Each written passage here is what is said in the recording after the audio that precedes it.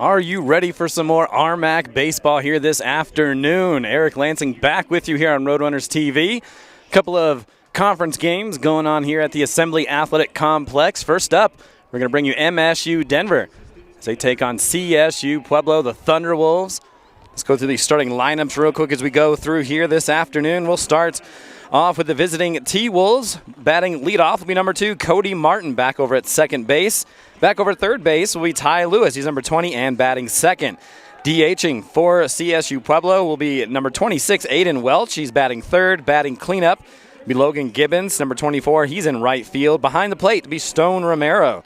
He's number 5, and he'll be batting fifth. Back over at his normal spot at first base, Reggie Williams, number 13. He's batting sixth. Number 22 and batting seventh, Trey Vasquez. Back over at shortstop. In center field, Adrian Martinez. He's number 25 and batting eighth. And batting last will be number 12, Brock Rodriguez, and he's in left field. The starting lineup for the Roadrunners. Batting leadoff will be number 9, Chase Anderson, and different spot once again for him in the infield. He's over at third base now. Batting second will be number 4, Caleb Alba. He's over at second base. In right field, Nico Piazza, number 54, batting third. Batting fourth, number 55, Jake Williams. He'll be playing first base here this afternoon. Jackson Van Zee, who we saw hit a home run yesterday, he's DHing. He's number 38, and he's batting fifth. Batting sixth will be Owen Reynolds. In center field, number 26. Number 25, Jaden Cordova. In left field, we saw him make a play to end the Roadrunner game yesterday. He's batting seventh. Batting eighth will be number 15, Alex Gonzalez. He's manning the position behind the plate, and Cody Schultz over at short. Batting ninth, and he's number 29. So Eric Lansing here today in game one.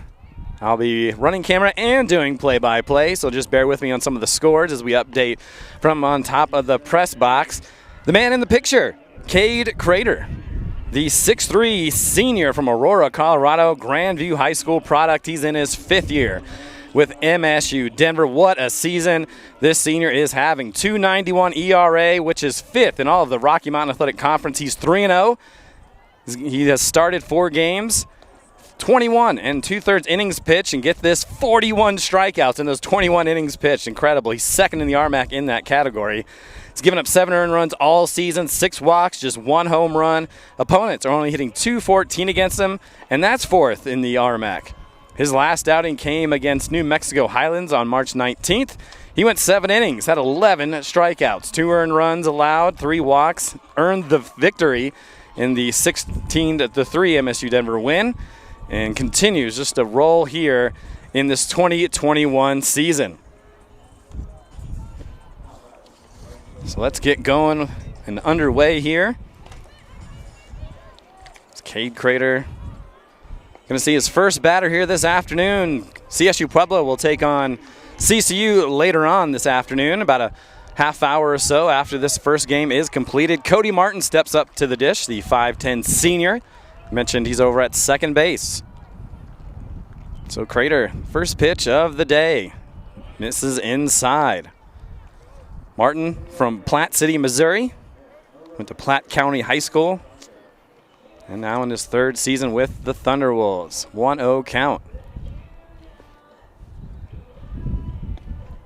Trying to sneak a off-speed pitch in there, but could not find the target. And Crader behind 2-0 here on Martin, who came into this weekend hitting .277.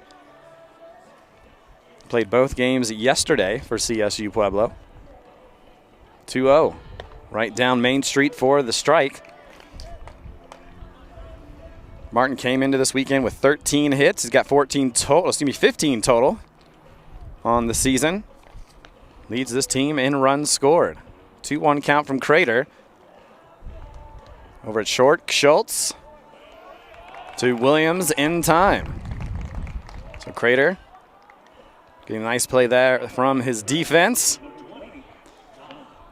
As Ty Lewis steps up to the dish. The defensive lineup for MSU Denver: Cordova in left field, Reynolds in center, Nico Piazza in right. We mentioned Schultz at short, Alba at second, Chase Anderson over at third, Jake Williams at first, and Alex Gonzalez at catcher. So Crader seeing his first lefty here. First pitch swinging. Schultz busy in this inning. Threw it a bit high, but Williams tall enough to haul that in. And 2 outs here in the top of the first inning. Both games will be 9-inning affairs.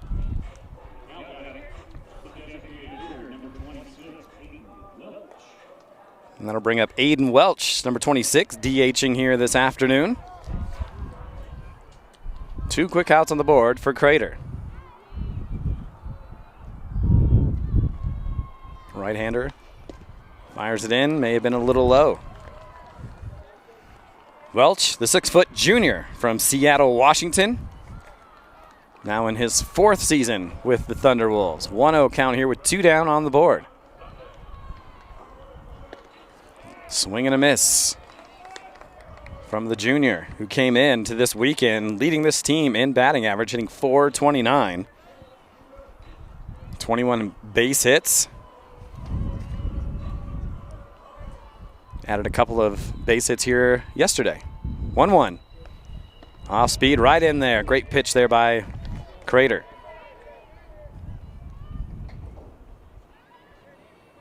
Welch went 2 for 5 against Colorado Christian. A couple of runs scored, 3 RBI, had a double. DH'd in that first game. Excuse me, in that second game. CSU Pueblo just played 1 yesterday. MSU Denver played CCU earlier in the afternoon, and then CCU took on CSU Pueblo. So this is the second game of the weekend for CSU Pueblo, second for MSU Denver. 2-2 here from Crader. Welch just gets a piece. Stay alive at the at-bat. So with that base hit yesterday, Welch, 10-game hitting streak there for the junior.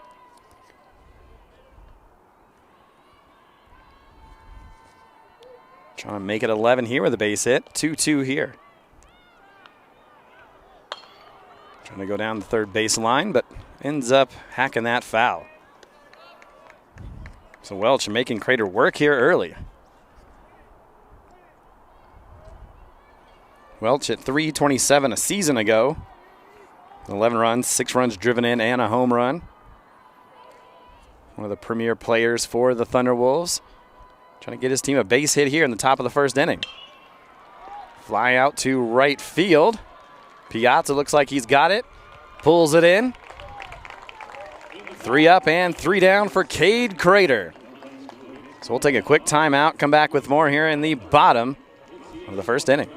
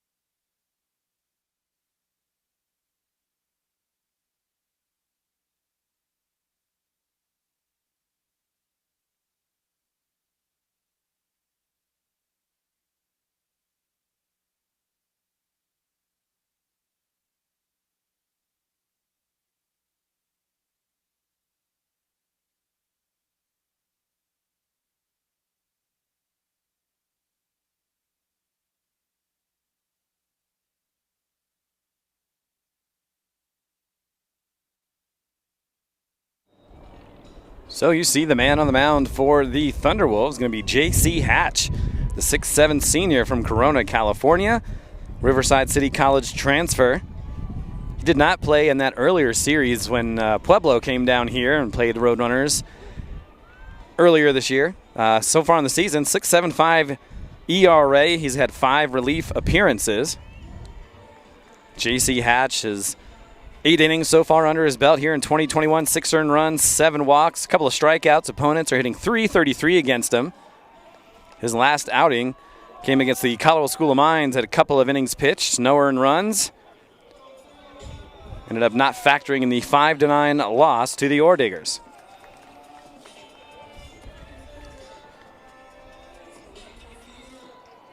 So we're going to see Chase Anderson step on up to the dish. Leadoff batter for MSU Denver and playing third. We've seen him play all over the place so far this season. J.C. Hatch, first pitch, misses inside. Chase Anderson, the 5'9 junior from Littleton, Colorado. The Columbine product is in his third year with MSU Denver. 1-0 count here from Hatch. In there for the strike. Anderson came in to this weekend with a .484 batting average, 31 base hits, which was first in the conference, 28 runs scored, also first in the conference, 16 runs driven in. Incredible table setter for MSU Denver. 1-1. And Hatch misses a little up.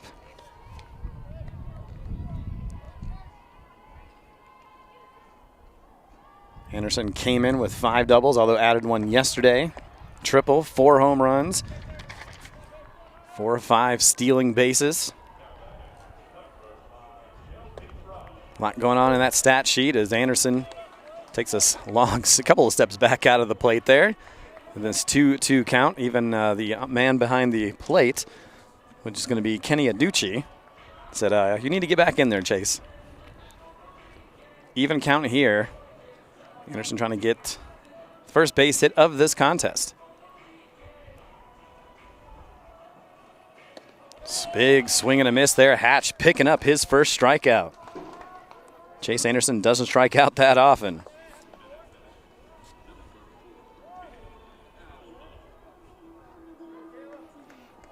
Now we see Caleb Alba step up to the dish.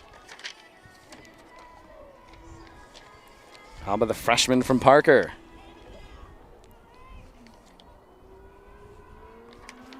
He's in his first year with MSU Denver.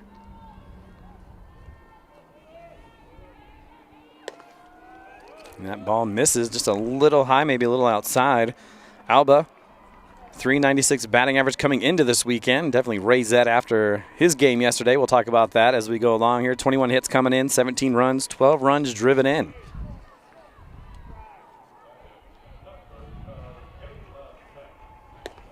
And again, Hatch misses for a 2-0 count here on the freshman. Alba yesterday went 3 for 5 with 3 runs scored, a stolen base. Played both second base and shortstop yesterday. A lot of defensive changes happened, as we saw throughout the game. That one finds the zone. 2-1 now, the count here to Alba. Alba was a All-Continental League twice in his high school days, back in Legend. Hit .363 with a home run, 18 runs driven in, 5 doubles, and 11 stolen bases. So definitely a threat when he gets on. This is inside now, 3-1.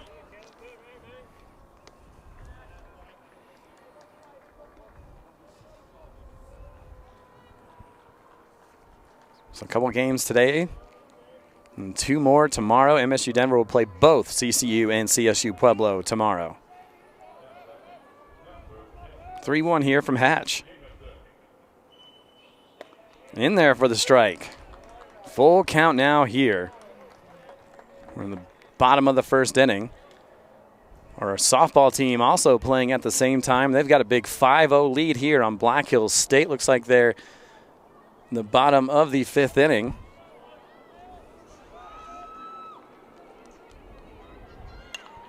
Hacks that one foul, keeps it full. Coach Annie Van Wetzingen and her squad back at it after sweeping the New Mexico Highlands Cowgirls a week ago, evening their record in conference play and fighting for a spot in that RMAC tournament. 3-2 count here from Hatch on Alba. It's the second batter of the game for MSU Denver. Lifts it up but sends it foul. Roadrunners 16-1 overall on the season.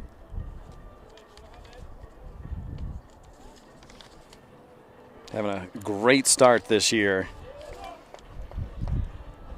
12-1 in conference play, top of the conference standings, right above Colorado Mesa, who's always a perennial power in the Rocky Mountain Athletic Conference, pops them up.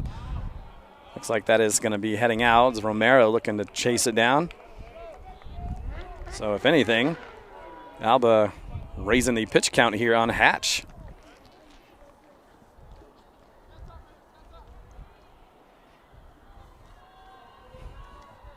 Roadrunner team, one of the top teams in the conference in terms of scoring runs. Third overall coming into this weekend with 200. They average about 11 runs per contest. Had 16 yesterday. Muscles this one into right field for the base hit. Alba wins that at bat with J.C. Hatch. Don't have the number of pitches, but it was definitely up there. We mentioned he's a threat on the base pass, so we'll keep an eye on that.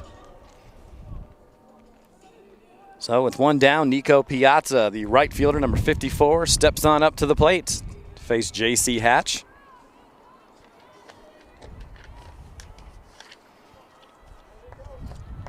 So the lefty here on the righty, Piazza, 6'2" senior.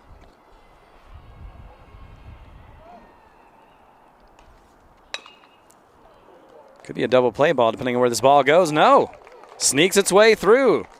There's Alba. Good heads-up base running there. Finds himself on third base. Piazza picking up another base hit this weekend. With one out, Roadrunners are in business. It was a slow roller through the middle, but it was perfectly placed, as neither the second baseman or the shortstop could reach it. That's going to bring up Jake Williams to the plate. If you checked out our highlights at roadrunnersathletics.com or on Twitter at MSU Denver Sports, you could see Jake Williams' home run. It was the second long ball of the season. Has a chance to add an RBI or two or three here at this at-bat.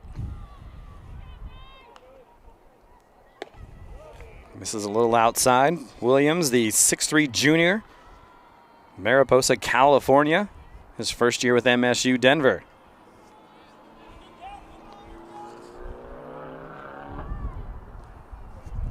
Had a couple of runs driven in yesterday.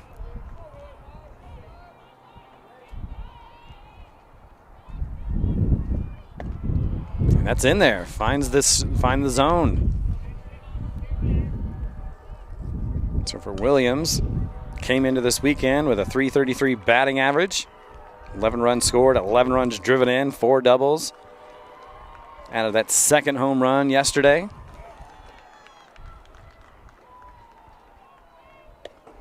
Zip a fastball by him, but it was out of the zone now. 3-1, so being pretty careful here with Williams. Scoreboard says 2-1.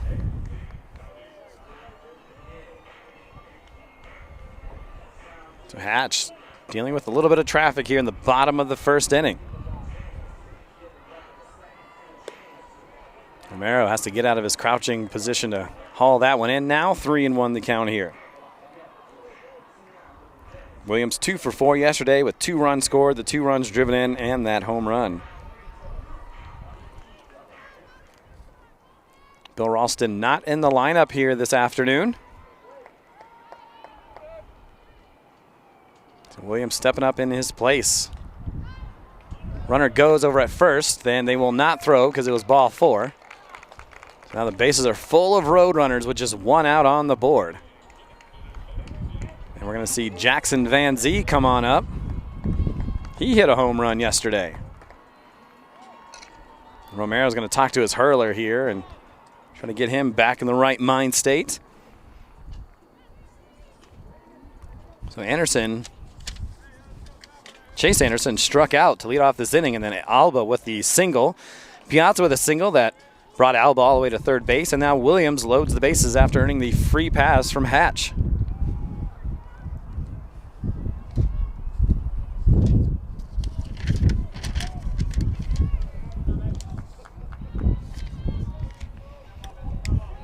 So Van Zee with an opportunity here, getting the start this afternoon to come through in a big way. That pitch misses outside.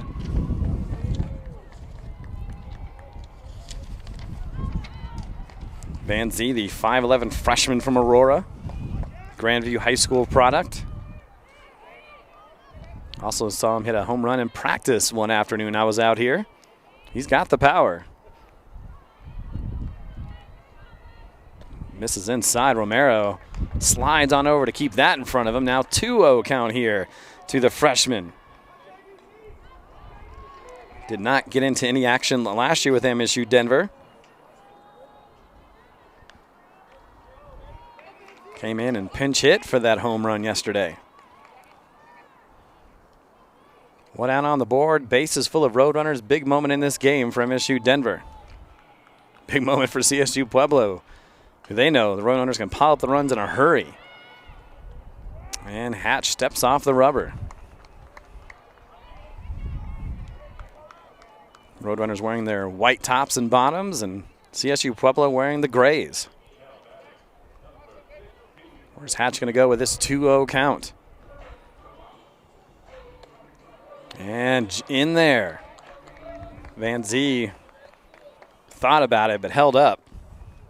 Still in there for the strike. Van Zee has played in 8 games, started a couple. .333 batting average, now has 4 hits on the season and 10 at-bats. So the average a little higher there. 2-1 here from Hatch. Into center field. It's going to be brought in. That should bring in a run for MSU Denver. So the sacrifice fly puts MSU Denver up 1-0. Van Zee picking up the RBI.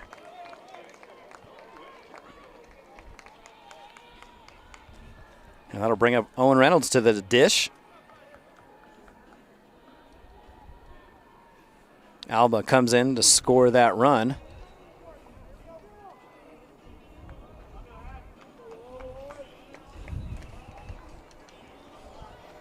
For those who watched the highlights, you got to see Owen Reynolds do a little dancing at the beginning of the clip. The eye in the sky is always watching. Runner still on the corner. When that one misses, you could see it just fall out of his hand awkwardly. So Piazza over at third base after he also tagged along with Alba. Williams still over at first base. 2 outs are on the board. Hatch needs to get out of this inning. There's no more runs coming across. Reynolds, 6'4" senior from Littleton. He's in his 3rd year with MSU Denver. Spent a couple of years with Lamar Community College. He's had a great 2021 so far.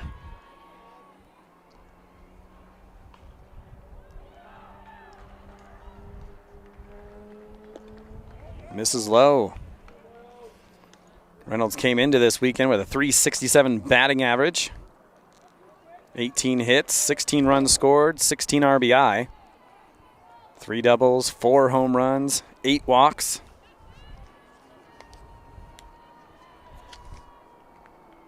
Trying to bring home another RBI or 2, depending on where he places this ball. Lays off, but in there for the strike. 3-1 count. Reynolds yesterday went 0 for 2 with a run scored, a walk, and he was hit by a pitch twice. Maybe they saw him dancing in center field. I don't know. Hatch fires over to first. Keeping Williams close over there at the bag. Williams in his 0 stolen bases this season.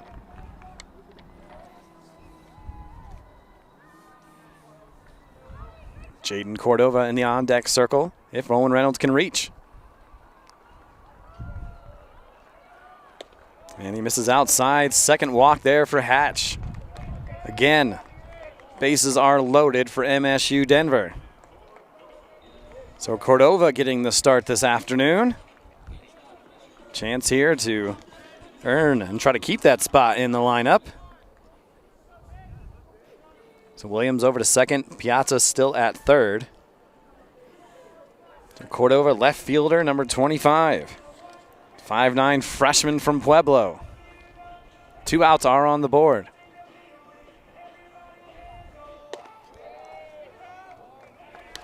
This is outside. Cordova in his second year with MSU Denver didn't get into any games in 2020. Hit 220, has been hitting 222 this season. Pinch hit yesterday, got some defensive work. As we mentioned, he chased down a ball at the end of to end the game. He was hit by a pitch yesterday. And again, outside. Oh, and they tried to throw over. Sorry, I didn't catch that. And Reynolds slow to get up here. He slid in to avoid being picked off.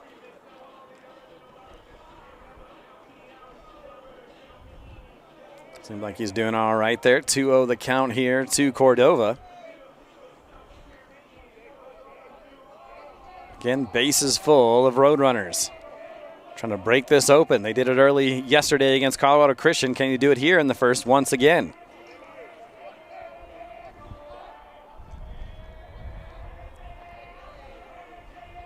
And in there for the strike. Just looking over at softball. It looked like our softball team won 8-0 against Black Hill State, run ruling the Yellow Jackets. So quick game for Coach Van Wetzinga and her softball team. Big shout out to them. Big shout out to Jamie Hurst, who's calling those games for me today. Zach, who was running camera here yesterday, did a great job over at softball. And a big swing and a miss, heading for, or looking for something you could drive into the outfield. Runs the count at 2-2 with 2 out. Hatch needs a big pitch here to get out of this jam and just allow that one run to come in. That came in on the sac fly. Alex Gonzalez in the on-deck circle if Cordova can reach. Ooh, and he plunks him. He was hit yesterday by a pitch. Hit again, and that'll bring in a run. Roadrunners now up 2-0. Piazza trots on in. It's one way to grab an RBI. He'll take it. Just may need to get some ice on his back a little bit later. 2-0 MSU Denver now.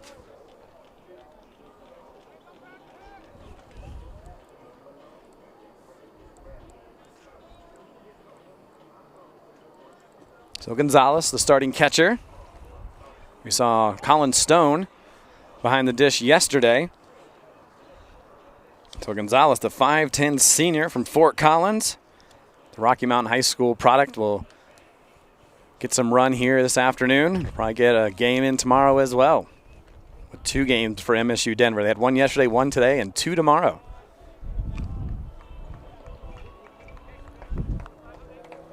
Gonzalez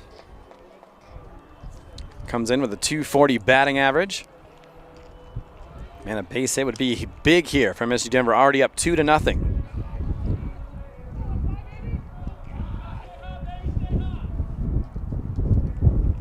Watch out. Had to duck on that ball. And Hatch just has not had his stuff today. Just want to show you a little bit here. Some fans in the crowd. How about that? It's all based on the player pass list. I don't think we're allowing everybody to come in just yet, but we're making it slowly. We're getting through this COVID together. It's great to see family here and cheer on their Roadrunners. And I think that actually hit him in the helmet. He's not happy about that. Does bring in another run. MSU Denver now up 3-0. And Hatch having a rough time.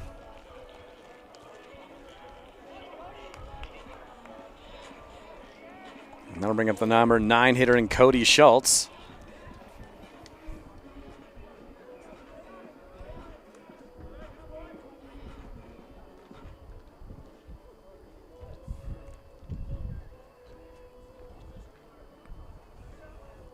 So Reynolds moves over to third, Cordova to second, and Gonzalez will take his free pass, and I wonder if that is going to do it. That will be the case, so we'll step aside for just a moment. Tell you who the new pitcher is for CSU Pueblo, still here in the bottom of the first inning.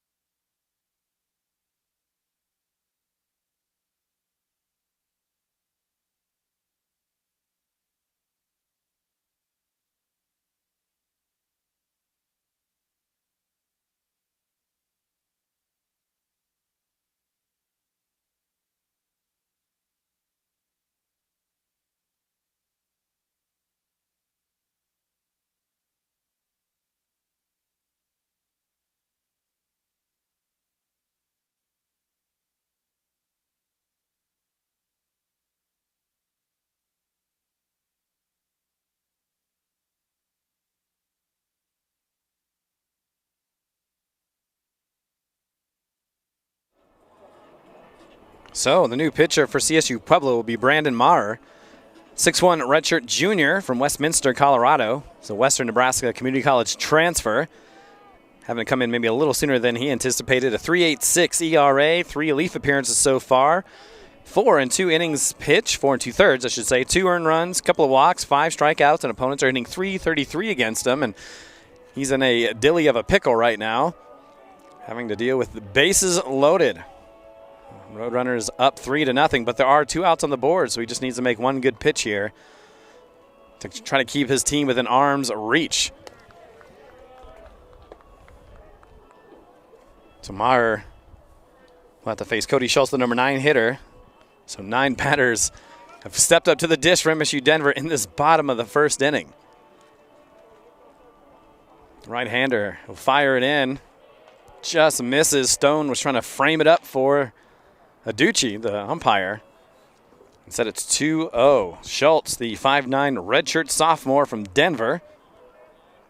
His 3rd year with MSU Denver, went to Cherry Creek High School.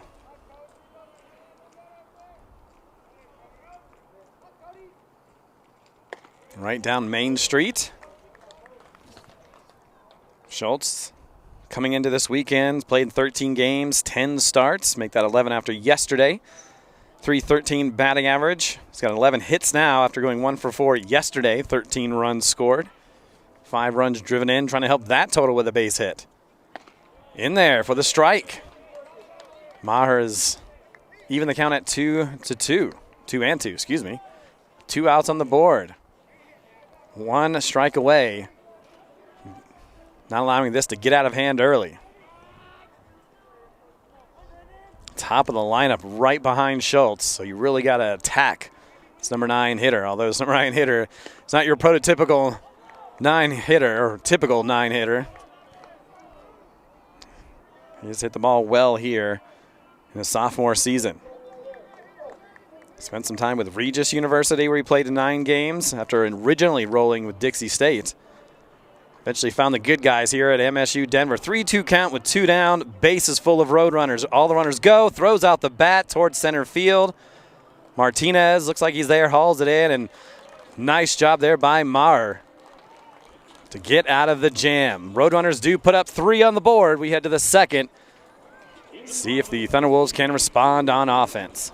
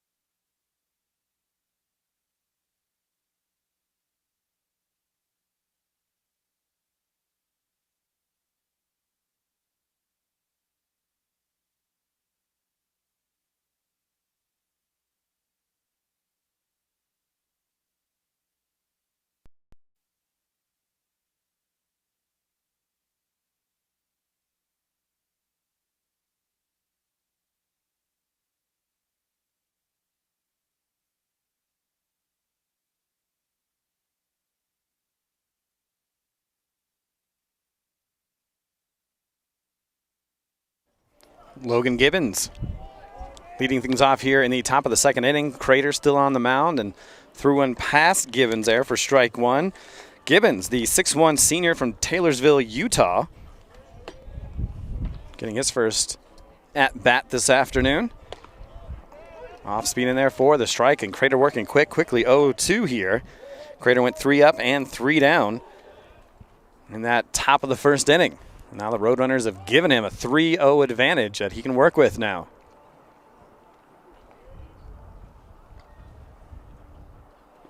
Ooh, and he gets him swinging through that. A little late getting it up the line, but he eventually gets there.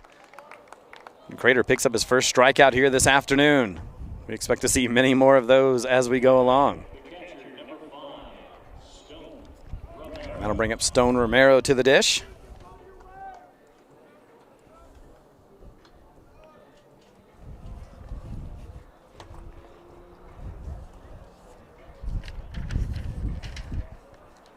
First pitch swinging, sends it to Owen Reynolds towards right center field, and Reynolds is right there, brings it in. Out number 2. So 2 quick outs there for Crader. And the first baseman for the Thunderwolves steps up to the left side of the plate.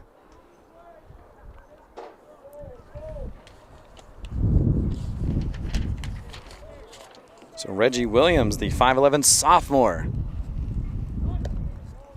Like he wanted to put the bunt out, but maybe just to keep the defense honest. You have Chase Anderson at third. I don't know how many reps he's had at third base for MSU Denver in his career. Not a lot. Not a bad idea to try to get him to work since he's usually used to playing in left field. He's going to play a little second this year as well. 2-0 here from Crader. On Reggie Williams, Castle Rock, Colorado native, Douglas County High School. 2-0 count. See if Williams takes the bat off the shoulder. He does, and foul tips that off the face mask there of Gonzalez. Williams coming into this weekend with a 208 batting average. 10 hits coming in. He added a couple yesterday against CCU. Trying to keep this second inning alive for his Thunderwolves. To the right side, foul.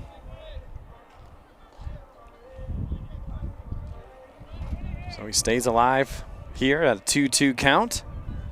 Roadrunners with 3 runs and 2 hits in that bottom of the first inning.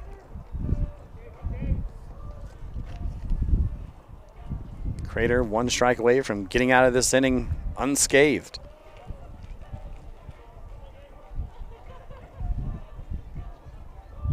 And trying to get him to whiff outside of the zone. No dice there.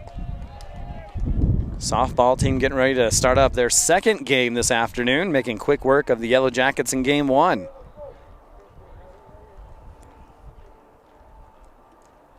In there for the strike, catches him looking, and he knew it. Another 3-up and 3-down inning for Crader. We head to the bottom of the second. Stay close to Roadrunners TV.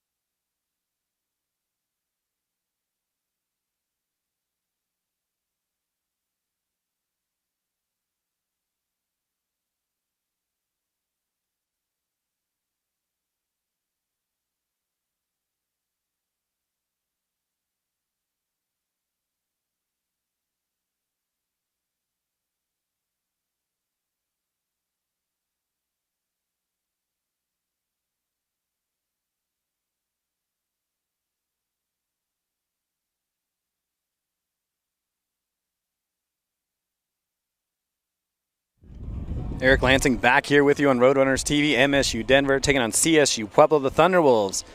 After defeating CCU yesterday in Game 2 of the pod play, I guess you want to call it. Thunderwolves now 7-10 overall, 5-8 in conference play. Head coach Damian Stamberski, his first year, 7th head coach in CSU Pueblo history. He's an assistant coach at the University of Central Missouri. Had a 210-91 record while he was there as an assistant. Still got Maher out there. And top of the order for MSU Denver, Chase Anderson struck out. It's one of the few unproductive batters in that first inning. But he's been productive for MSU Denver all season long, and Maher misses outside and low. Chase Anderson 3 for 4 yesterday against Colorado Christian. 2 runs, a couple of doubles, a walk. Just another amazing season here for the junior from Littleton. Misses up. 2-1 now the count to Anderson. Went 11 for 15 against New Mexico Highlands a weekend ago. Currently on a 17-game hitting streak after picking up those 3 hits yesterday. Inside and tight. Now 3-1 the count. Also with his 3 hits, 6 straight games that he's had 2 or more hits. So 6 straight multi-hit games. Right now just looking for 1 to get things going here in the second. Misses outside, he'll take his free pass. So Maher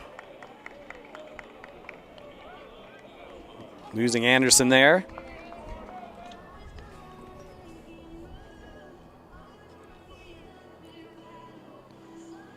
Couple of walks by the Thunderwolves in that first inning.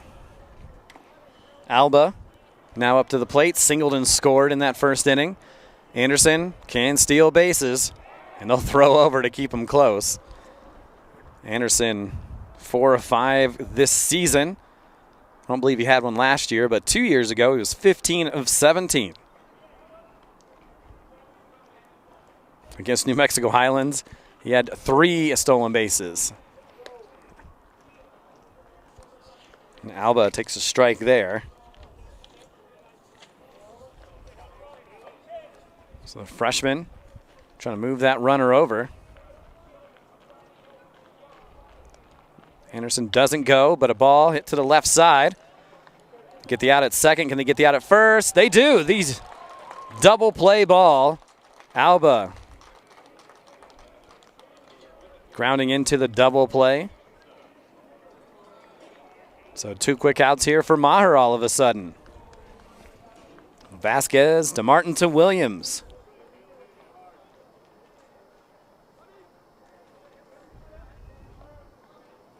Gonna bring up Nico Piazza. Back up to the plate for his second plate appearance, and might have been low off the turf. Piazza singled and scored in that first inning. Looking for a 2-out base hit here in the bottom of the second inning.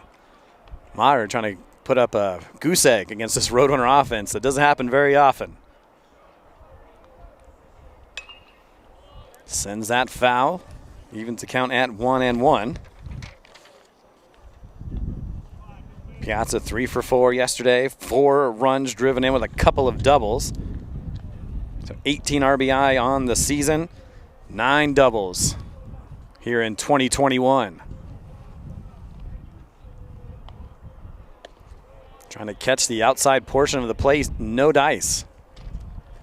2-1 count here to the senior from Scottsdale. His first year with MSU Denver.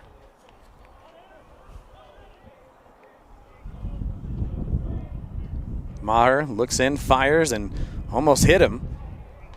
Even taps his chest, saying that was my fault. 3-1 now the count.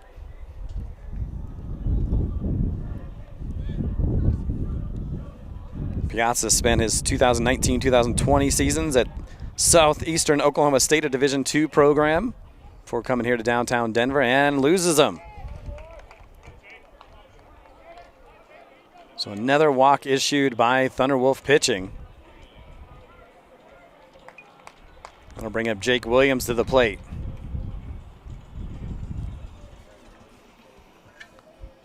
Second walk of the inning here by Maher. Williams was walked in the first inning and would later score. That hits the outside portion. Good way to start this at bat here to the 6'3" junior. Went to Merced College before coming here. All conference honors while he was there. .349 batting average, 3 home runs, and 22 RBI as a sophomore. Big swing and a miss. Just hoping to hit some of those fans that are out there watching from on top of their car. I'll see if I can get it over there real quick. So yeah, you can see in the back of the white pickup there's fans watching. Fans at the fence as well. We all know they want to be here, and those watching or listening on the broadcast, we know you want to be here in the Assembly Athletic Complex. Soon enough, we hope. Soon enough. Sends that one foul. 0-2 the count. Williams battling at this at bat.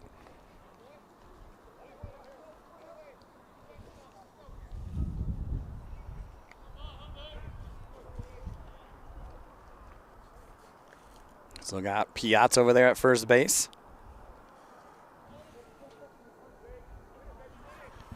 And a swing and a miss. Maher knew it almost as soon as he threw it. He was halfway to the first base line.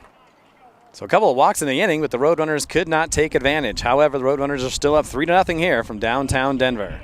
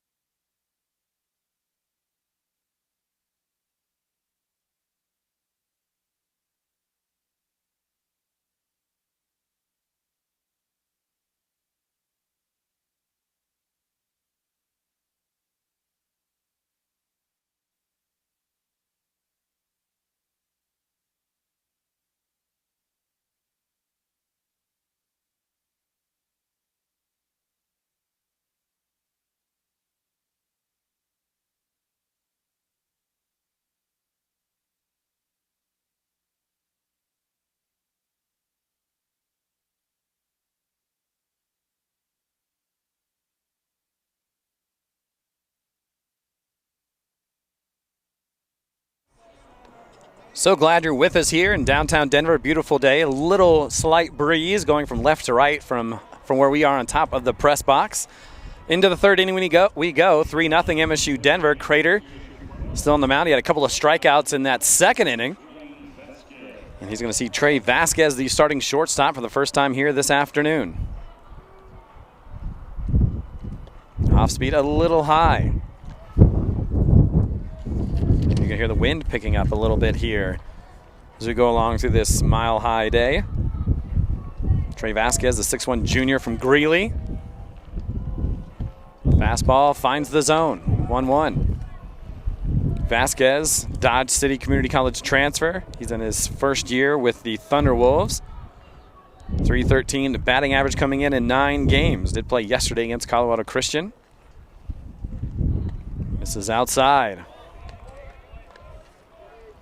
Vasquez went 1 for 3 against the Cougars. A couple runs scored, a walk, and had a double as well. So 3 doubles for the junior this season. Crader fires that past him, evens the count at 2-2.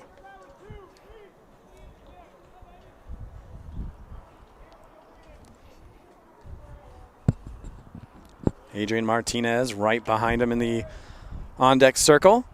Off-speed foul tip. Did he hold on to it? No. And you can see Gonzalez kind of punch his glove. Disappointed he didn't hold on to get the third strikeout for Cade Crader and said we'll do 2-2 once again. We want to give a big shout out to our volleyball team, defeating Regis last night, 3-1. Head coach Jenny Glenn and her squad having a great spring season. That gets hacked foul, 2-2 once again. She's got a stacked team from the starters to the bench. They're playing incredible volleyball, still behind Colorado Mesa in the so-called RPI standings. It's not by winning percentage as we usually see. COVID has changed some things for this spring semester, and a swing and a miss. Gonzalez didn't get a tag on. He'll fire to first. Strikeout number 3 for Crader.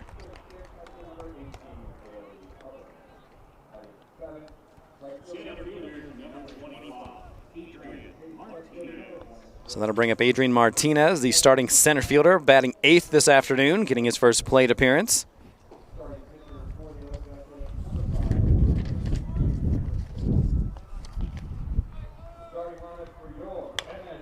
Chops this one. Will Crader get to it? He will. Fire it over in time. Way to compose himself. Sometimes you'll see pitchers who have to kind of turn their entire body, just kind of throw it in an uncomfortable position, but he took his time. You got to give him credit for that. And 2 outs here on the board. Number 9 hitter stepping up to the dish now.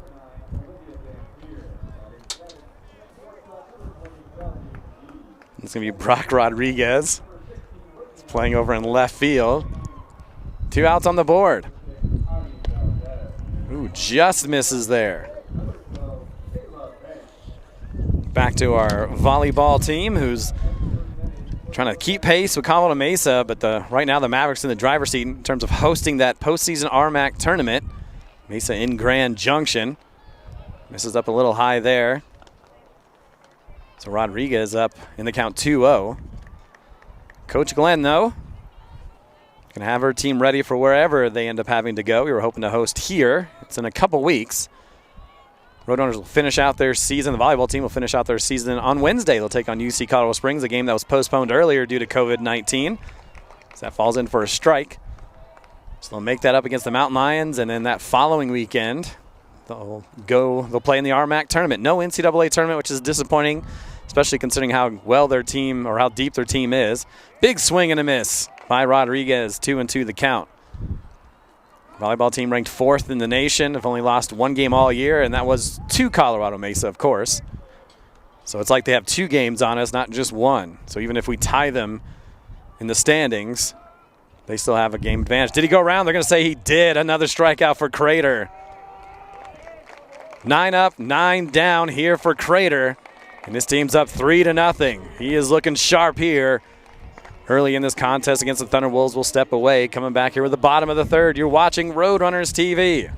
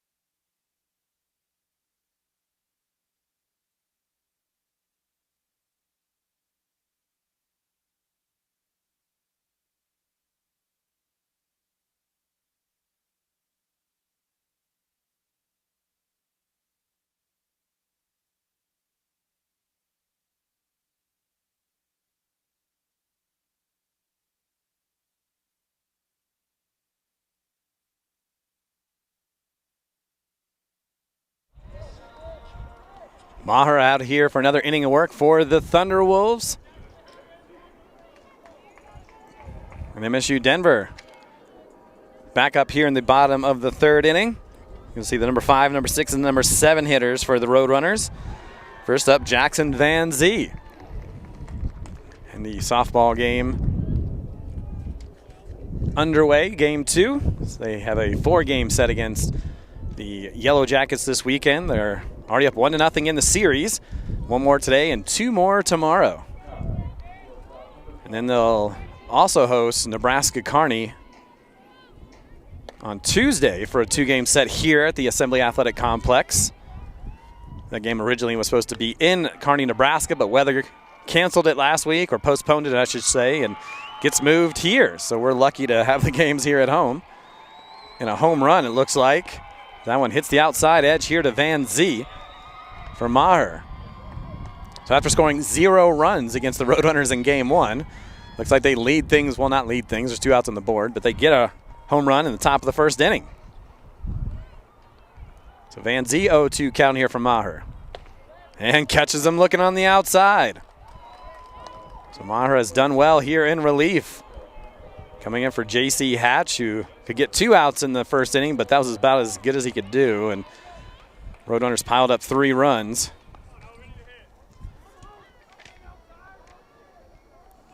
It's the second strikeout there for Maher. And that's going to bring up Owen Reynolds to the dish.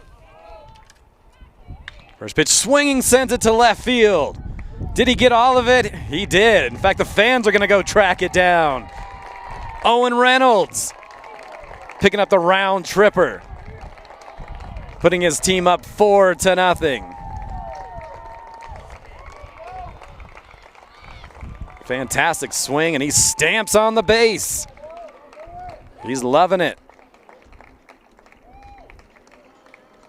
Reynolds getting the love from his teammates. He mentioned he's having a great season.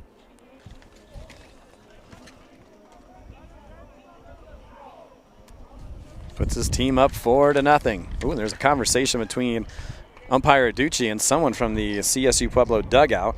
Reynolds, I believe, hit his 5th home run on the season.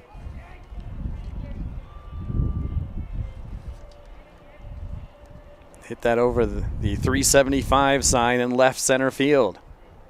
First run given up here by Maher. That's going to bring up Jaden Cordova.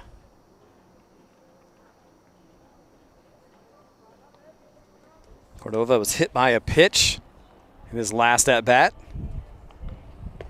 Took a big hack at that. Was trying to match what Reynolds did and lost his helmet in trying to do so. Cordova, when he was hit by the pitch, brought in a run. That made it 2-0 at the time.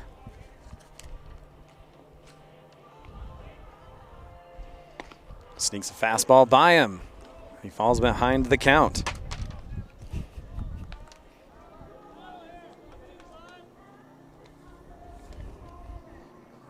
The freshman from Pueblo. See what Maher gives him here. Swing and a miss, the strikeout.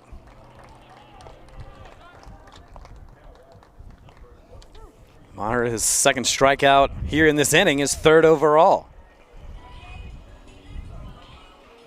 Going to bring up Alex Gonzalez to the plate. 2 outs on the board. He was hit by a pitch in the 8th. Or, excuse me, he was hit by a pitch in the 1st. I don't think we're in the 8th inning quite yet. Still early in this game. So Gonzalez brought in a run when he was hit by a pitch. This time he steps on up with the bases empty.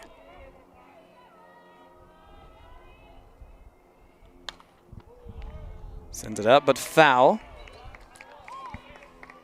Gonzalez, the senior from Fort Collins, did not play yesterday since Colin Stone got in. Last weekend against New Mexico Highlands, played in a couple games, went 4 for 8, 3 runs scored, and if I'm reading that right, 8 RBI. So 8 of his 9 RBI came in one series against New Mexico Highlands, and then it was 2 of those 4 games. I hope I'm not reading that wrong. A couple doubles and a couple home runs. Both came in the Sunday game. This team is so deep. You talk about Colin Stone, who's the starter, and then you have a guy here who can hit 2 home runs in one day. Coming in off the bench. I mean, you're splitting time as a catcher anyway, so it's hard to say who's the starter and who's not, but it's just how deep this team goes. We haven't even mentioned Cade Peters this weekend, who's dealing with an injury. Instead, he usually plays first. And then Dylan Nelson comes in and hits a home run.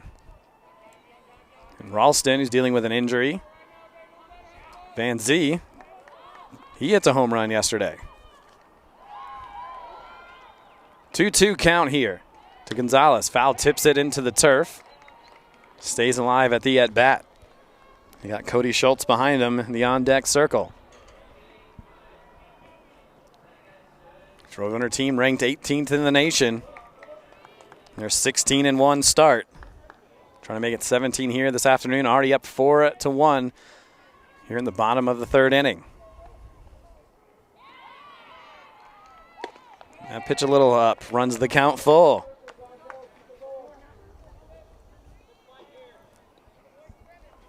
You don't want to see the top of the order coming up. You still have Cody Schultz behind him. But Schultz, very good hitter in his own right. 3-2. Maher fires it in. Gets him to foul off, heading towards the softball field. Heads up. 1-0 Black Hills State over the Roadrunners in game 2. Our women's soccer team going to be at it here this evening at around 7:30 once baseball is over. That's the one thing we can't do at the same time is play baseball and softball, or soccer, excuse me. So we don't need, there's too many baseballs that fly into the soccer field. And a swing and a miss. 3 strikeouts in the inning for Maher, but damage has been done. Owen Reynolds hit a solo home run to make it 4-0. We get to the 4th inning. Roadrunners up 4-0.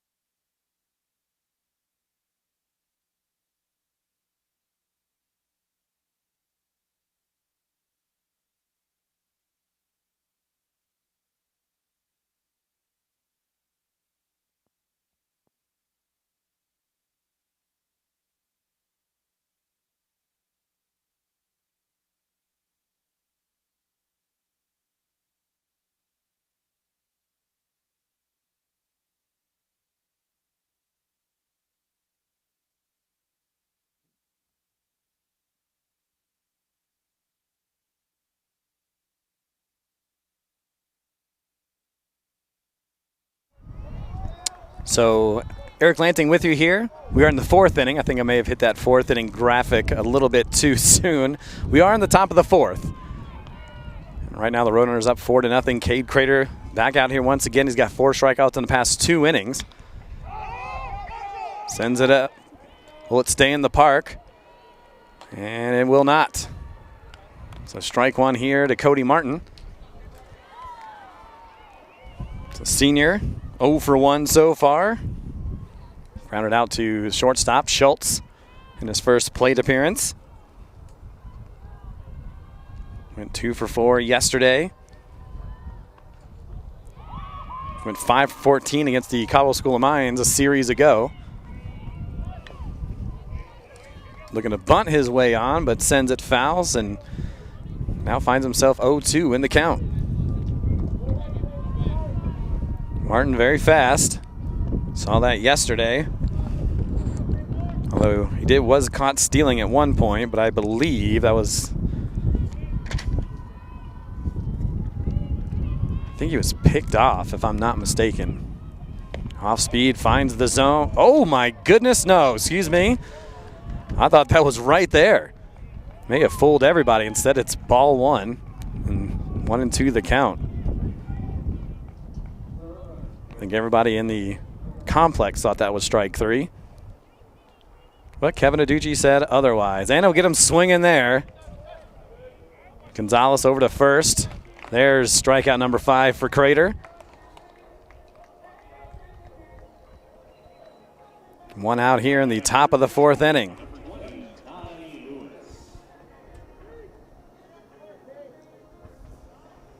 Crader, the senior, rolling right along here. I'll bring up Ty Lewis to the plate. Lewis also grounded out to Cody Schultz at shortstop back in that first inning. And therefore the strike. He's got pretty good control of his pitches here so far, the senior from Aurora, who in 2020 had a great year before it was shut down. 2.57 ERA. He was 2-1 on the season. 34 strikeouts and 28 innings of work. That one misses for ball one. You can see his ERA drop every year he's been here. In 2017, he had a 10.12 ERA, then 6.34, then 4.08. That one hits the turf for ball two. Now 291. I guess it's up a little bit from last year. He does have more innings under his belt than last year. Just having another stellar season. Grandview High School product. 2-1 count here to Lewis. To the right side.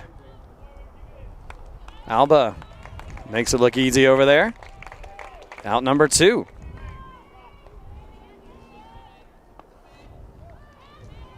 That'll bring up Aiden Welch to the plate.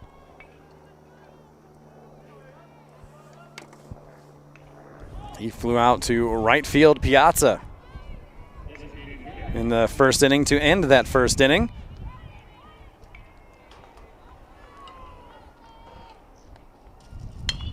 To the left side, Chase Anderson going to make a play. And he does. He can do it everywhere, folks. Left field, second base, and third, and Cade Crader has pitched 4 innings and hasn't given up a single run yet. We're to the bottom of the fourth. Roadrunners looking to expand on their 4-0 lead.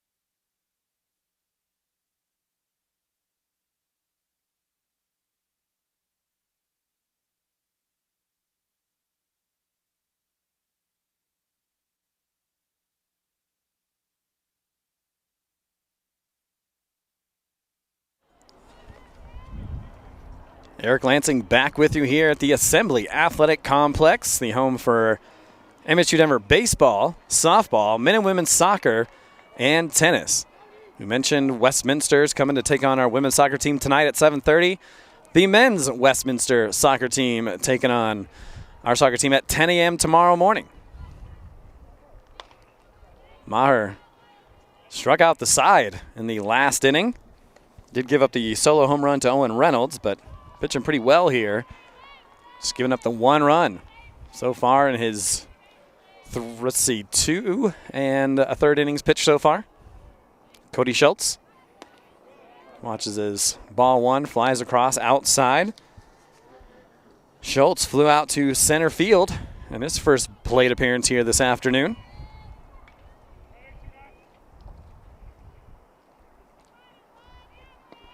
Zips a fastball on the inside, catches the plate. Now Schultz behind in the count 1-2. Last season for Schultz, a 182 batting average, a couple of hits and 11 at-bats, had a home run, a couple of RBIs. Sends that foul. His lone home run came against Fort Hays State, January 31st. He's having quite the season for Coach Strain and this Roadrunner squad. 1-2 count. And in there for the strikeout, catches him looking. Schultz stops for a minute. Contemplate how could that be called as a strike, but another strikeout there for Maher. In fact, that is strikeout number 5. The top of the order comes up Chase Anderson. He's 1 for 2 with a strikeout and a walk. Second time he's seeing Maher. Earned the walk against him last time, and a big hack. Big fastball outside of the zone, or high in the zone, I should say.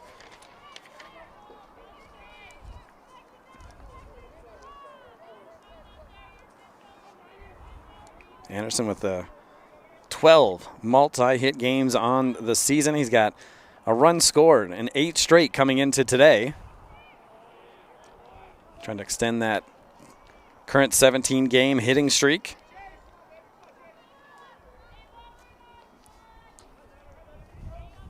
He's all-conference second team back in 2019. They're being very careful with him here as that ball misses wide.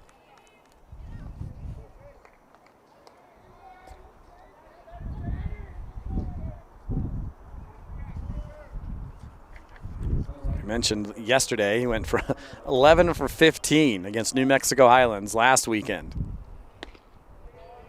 Talk about a guy that's it's hard to get out. And Myers taking a long walk around the mound there. Not sure what to do here with Anderson without giving him something to drive into the outfield. So we'll see where he goes here. 1 out on the board. And there's that base hit into left field. You make that 18 straight games with a base hit. Chase Anderson off to a blazing start here in 2021. So the Roadrunners have a base runner here in this 4th inning. That'll bring up Caleb Alba to the plate. He had a base hit back in the first, scored a run, and he also he grounded into a double play in the second. That didn't end the inning. Anderson always a threat to go.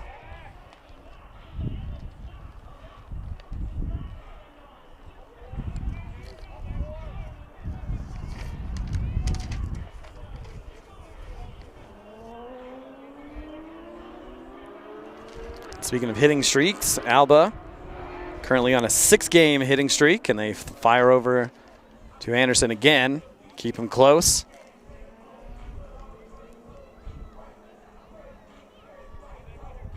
After scoring 3 runs in yesterday's game, Alba has a run scored in 5 straight games. And how about another base hit? And this might go a long way. Actually, no, they'll cut in front of it, but Anderson running all the way, slides on into third base, and Alba has his 2nd base hit here this afternoon. And the Roadrunners, with only 1 out on the board, in business here to try to add to their 4-0 lead. That'll bring up Nico Piazza, who's been on base twice, 1 via the single, 1 via a walk. He walked against Maher in the 2nd inning. So Alba at first, Anderson over at third. Maher needs a big pitch here in this at-bat, maybe to get the double play or at least a strikeout. And we know he has the propensity to strike out folks. He's got 5 of them.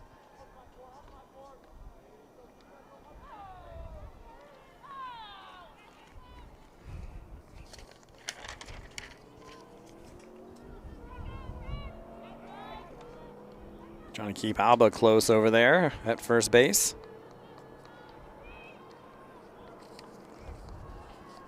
So Piazza, the senior here, 3 for 4 yesterday. He's got an RBI and 5 straight coming into this one. That one misses low.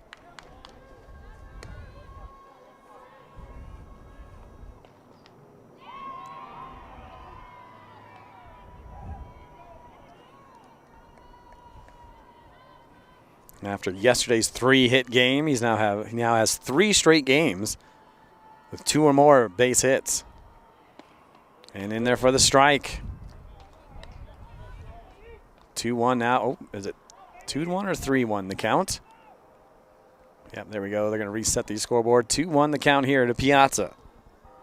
Jake Williams standing in the on-deck circle, waiting for his chance. Gets away from Romero, but Alba stays close to first. Now it's a 3-1 count. Still 1-0 in favor of Black Hills State. Softball team going on at the same time. They've already taken the first game. We're still in game 1 of our doubleheader here this afternoon. CSU Pueblo take on Colorado Christian. 30 minutes or so after this one. Ooh, and close. Alba slid in under the tag there. Roadrunners TV will be there for the CSU Pueblo game. Myself will be back on the call, so if you're tired of hearing me already, still got another game to go. And I'll be here for tomorrow as well. Runner goes, Alba trying to snap second. And the ball gets away, and that's going to allow Chase Anderson to come in and score to make it 5-0 Roadrunners. Roadrunner putting this Pueblo defense on their heels, and they take full advantage.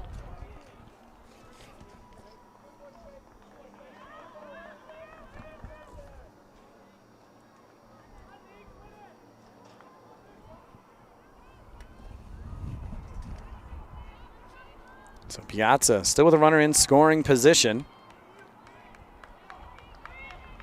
That one misses outside. He loses it. It goes ball 4, and Alba, as the ball gets away from Romero, will take third. So there's Piazza at first. The runner's still on the corner, and here comes Jake Williams to the plate, who could do a lot of damage with one swing of the plate.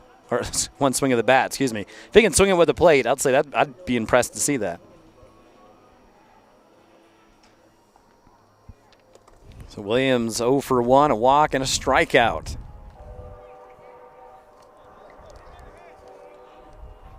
Just one out on the board.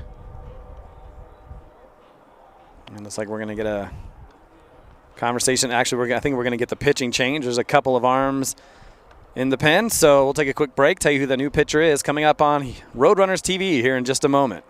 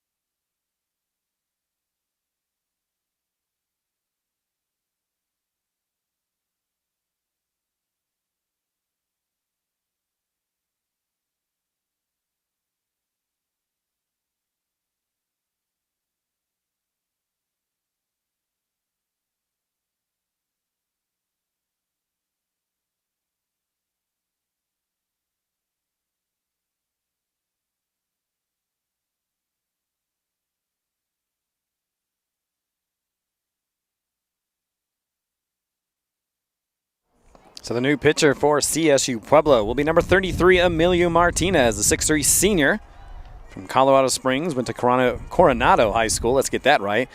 Actually played for UC Colorado Springs, another RMAC foe. I'm not sure if he actually played for him, but or at least enrolled there at one point.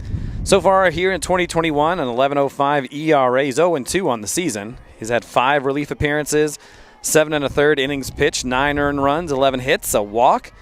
He does have 9 strikeouts in those 7 innings, no home runs allowed, and opponents are hitting .324 against him. He's hit 3 batters so far this year. His last appearance came against Colorado School of Mines. He went 2 innings, gave up just 1 earned run on 1 hit, a couple of strikeouts, and didn't earn a decision in that 5-9 loss to the Orediggers.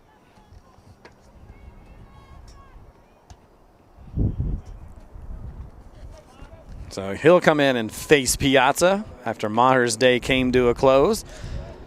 Pitched well to try to keep this close. Roadrunners still up 5-0. Martinez misses outside. Runner still on the corner. And both of those runners will go to the final stat line there of Maher.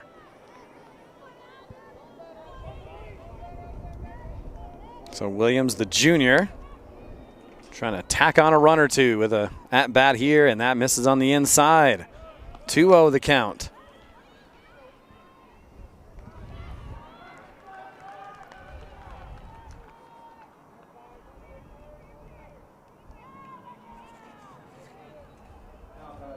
The righty looks in, fires right down the pipe.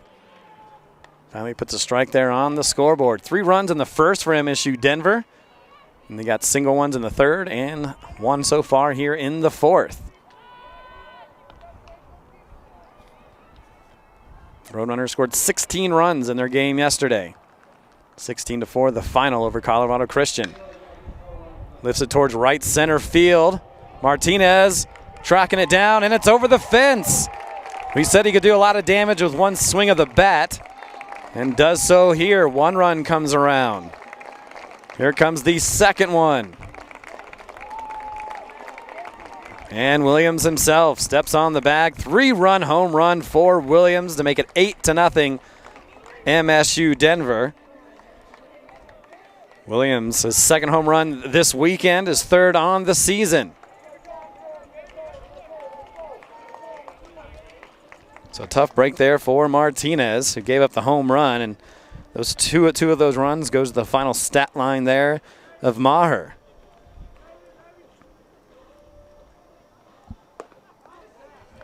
First pitch in there to Van Zee is a strike.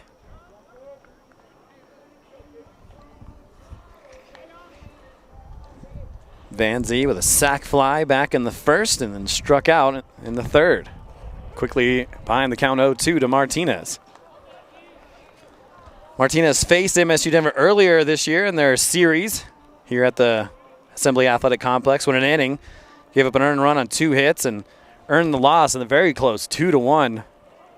CSU Pueblo lost, They end up losing that game to MSU Denver. 2-1, tough break considering how many runs this Roadrunner team can put up. Trying to get him to fish outside of the zone, doesn't offer.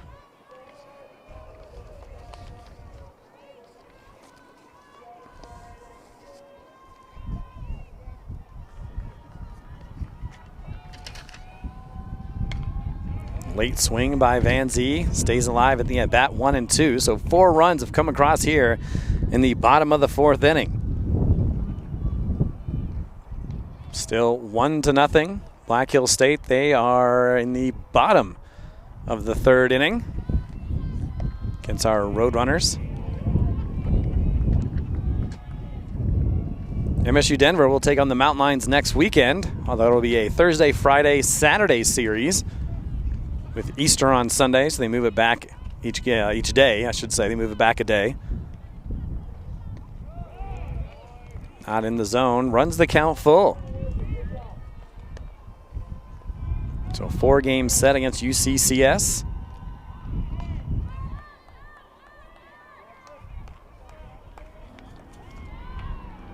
So Martinez, he'll fire it in here. And again, fouling it off. So Van Zee, the freshman.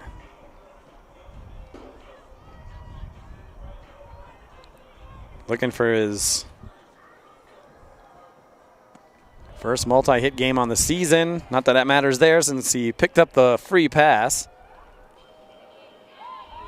So another walk issued by the Thunderwolves pitching staff.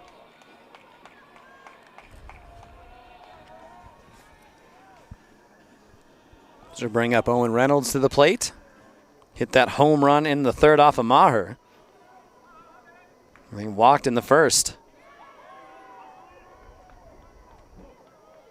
So 5 walks so far by Thunderwolf pitching.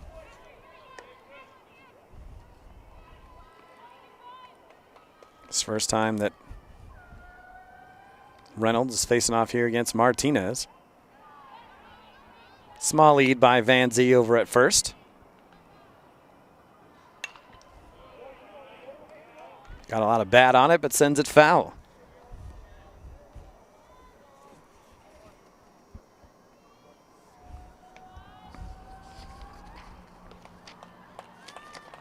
This Roadrunner team came into this weekend batting third in the conference with a .349 batting average.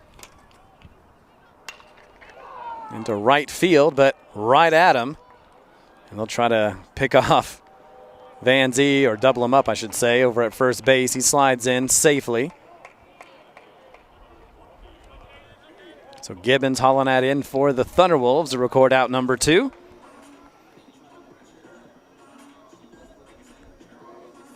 So this inning started way back with the number 9 hitter for MSU Denver. Cody Schultz struck out against Maher, and then a single by Anderson, single by Alba, the walk by Piazza, and then Jake Williams punished him for the 3-run home run. And then Van Zee with a walk, and Owen Reynolds flew out to right field. So the number 8 batter in this inning, Cordova, now steps on up. First pitch out of the zone. Still got Van Zee over at first. Chops that foul towards the left side.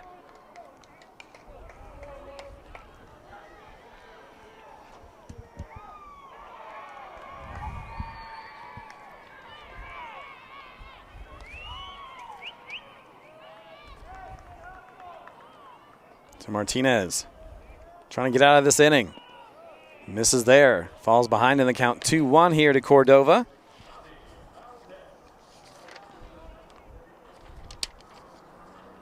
To the freshman from Pueblo. Was a 2-time All-State selection back at Pueblo West High School. Hit 448 as a senior. Into left field. Rodriguez misplays it. Can't haul it in. Van Zee's going to run all the way to third. We'll see if they give CSU Pueblo the error or if it's a base hit. Looks like they gave him the error on the scoreboard. So the Thunderwolves so close to getting out of this inning. Instead, they have to deal with runners on the corners. And I'll bring up Alex Gonzalez, the 9th hitter of this inning.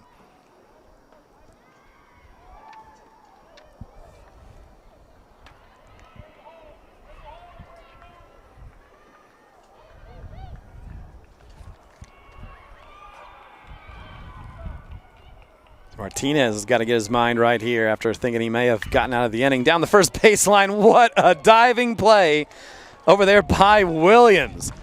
That he probably scored 2 if he wasn't able to nab that with the glove. That was a hot shot down that first baseline. He tagged the base. Lucky break for CSU Pueblo. However, Roadrunners do put up 4 in the bottom of the 4th inning. It's 8-0 home team. We're coming right back here on Roadrunners TV.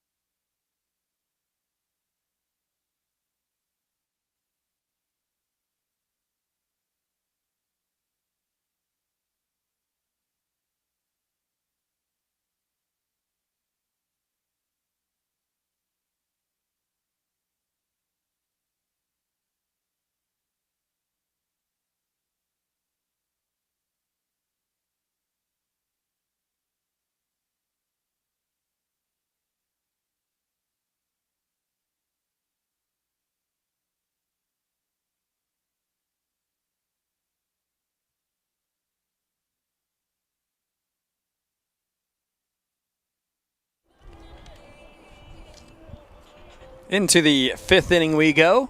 Eric Lansing with you here on Roadrunners TV. 8-0 Roadrunners on top of the Thunderwolves. Great offense by MSU Denver, which is expected.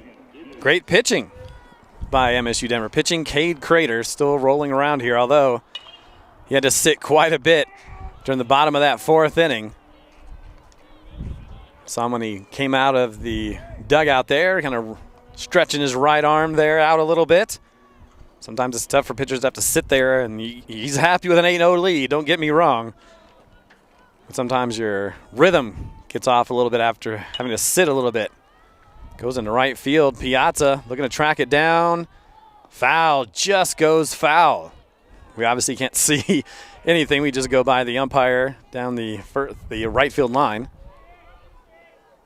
So Gibbons has to come all the way back here. Gibbons, Romero, and Reggie Williams scheduled to hit in this inning.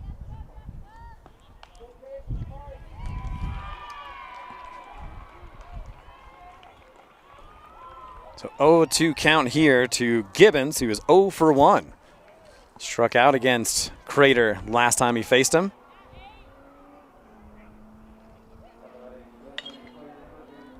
Muscles that one into the glove of Anderson. Didn't get a lot on it. So 1 out here, top of the 5th inning.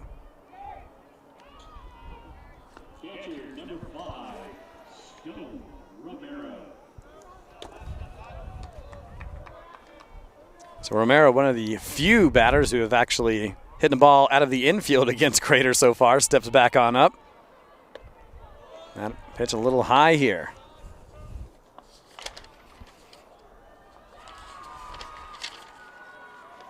Stone Romero, the 6'2 senior from Albuquerque. His 3rd year with the Thunderwolves. 1-0 count. Off speed in there, no. May have been a little bit inside. Romero, Lamar Community College transfer. Came in with a .269 batting average in 9 games and has made 8 starts so far. 9 starts now after today. 2-0 from Crader. Pops him up, but sends it foul. That's why we can't have a soccer game going on at the same time as a baseball game, just for that reason, because we see way too many foul balls get hit towards the soccer field. So the soccer game will not start until baseball is over here this evening. Scheduled for 7:30. And that's low, 3-1. Crader has not issued a walk so far in this game.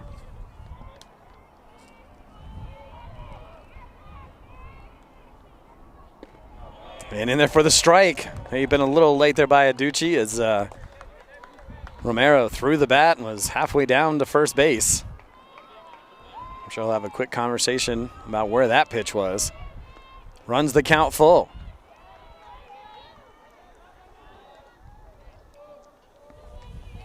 Five strikeouts so far from Crader.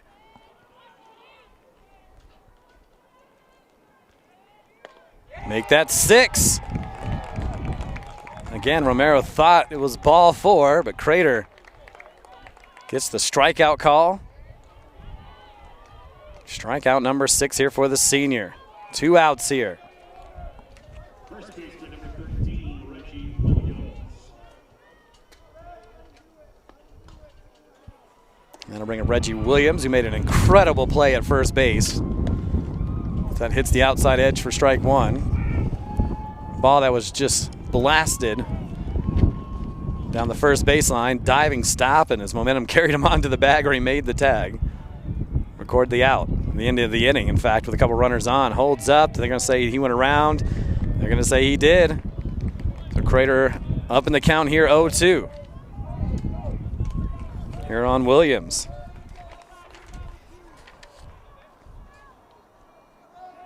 It's a Castle Rock native. Trying to find a base hit here for the Thunderwolves. 0-2 count, however. Into the turf. Not a bad idea. On an 0-2 count. Reggie Williams struck out against Crader back in the second.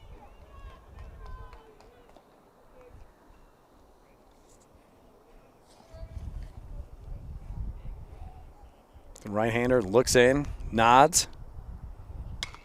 And this one into left field. Loses the glasses, loses the hat, but Cordova makes the play. And another scoreless inning for the Roadrunners. 8-0 in favor of the home team. We head to the bottom of the 5th inning. You're watching Roadrunners TV.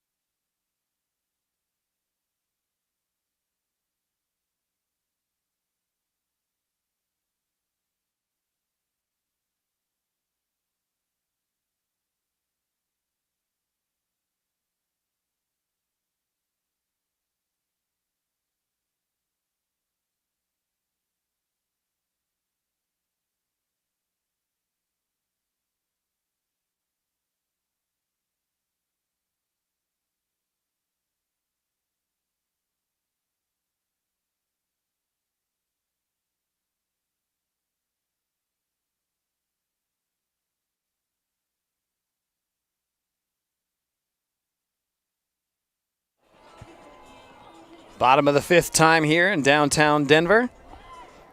Roadrunners led by head coach Ryan Strain in his 4th season. 73-64 overall, 51-36 in conference play. The assistant coaches, Mark Vick, Joe Strain, and Daniel Medina. Last season, the Roadrunners were 7-11, 2-2 in the conference before it was shut down due to COVID-19. Seems like it's been crazy to think that it's been a year already. Cody Schultz up at the plate. We're playing baseball. We've got some family in the crowd. Softball going on. Soccer, whose fall season was canceled. And this one hit a long way towards left field. Right at the fence. And it's over the fence for the home run. Cody Schultz puts his squad up 9-0. The number 9 hitter coming up with a big blast. The home runs by MSU Denver piling up. They came in 3rd in the conference in that category. So we saw Jake Williams with a home run so far. Owen Reynolds and now Cody Schultz leading off the bottom of this 5th inning.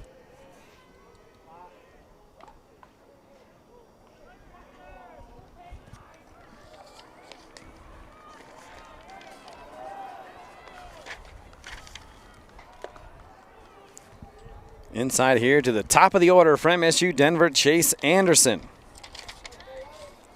So for Cody Schultz, 2nd home run on the season, if I'm not mistaken. Does catch the plate on that one here to Chase Anderson. Schultz had a home run in his 2020 season, as we mentioned. Had one against CSU Pueblo earlier in that series, and something about the Thunderwolves pitching that he enjoys, and Chase Anderson steps away on a now 2-2 count.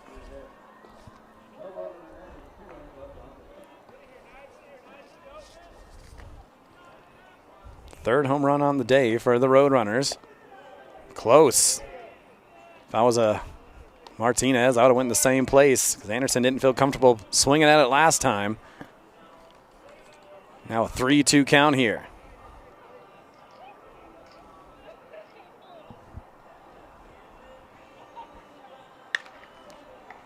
Down to third base here. Nice job there by Ty Lewis recording the out. Not easy to get Chase Anderson out, as I'm sure they've seen before.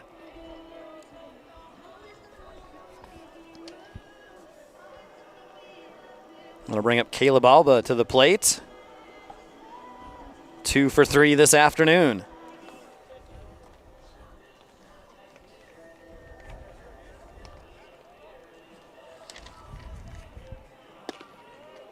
First pitch close, but out of the zone for ball 1. The freshman here did not play in that previous series against CSU Pueblo.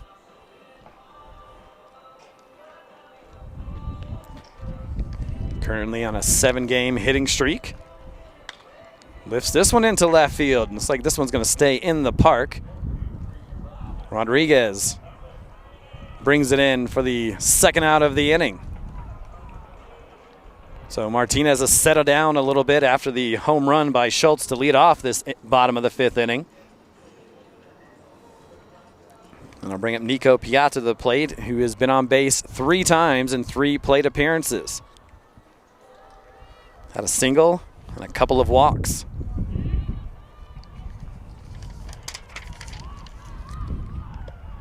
Right down Main Street for the strike.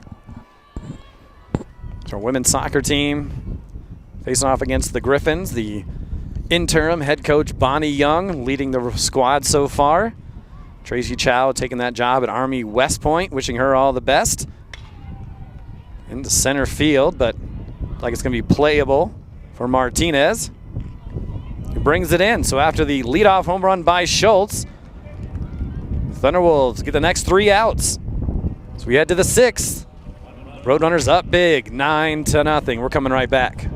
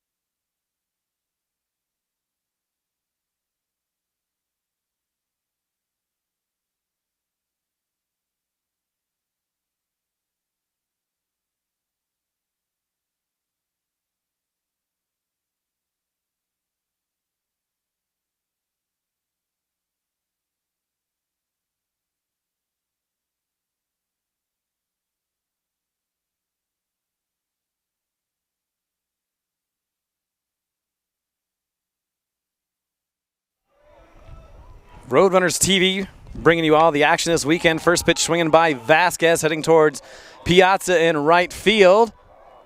And he'll bring it in right up against the line there. First pitch swinging right when we get back here on Roadrunners TV. Piazza brings it in for out number 1. Cade Crader still on the mound for MSU Denver. So Adrian Martinez, he grounded out to Crader in his first plate appearance. Here in the top of the 6th inning, going 9 here in both games this afternoon and tomorrow as well. And that misses low there for the senior.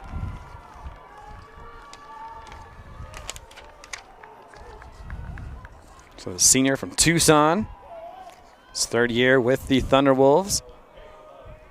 Trying to find a base runner here. Instead, he'll send this to Schultz. And a pick over there by Williams. Nice play. Seen a couple good picks over there at first here this weekend. 2 outs on the board for Crader.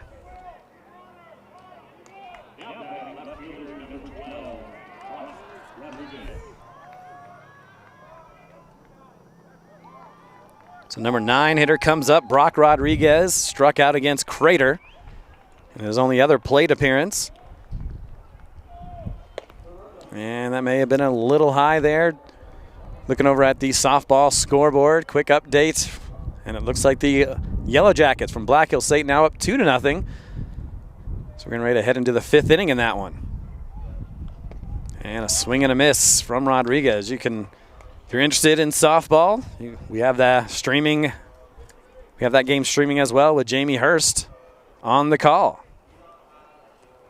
1-1 here from Crader. 2 outs on the board. Gets him swinging out of the zone. He's had his repertoire working for him here this afternoon.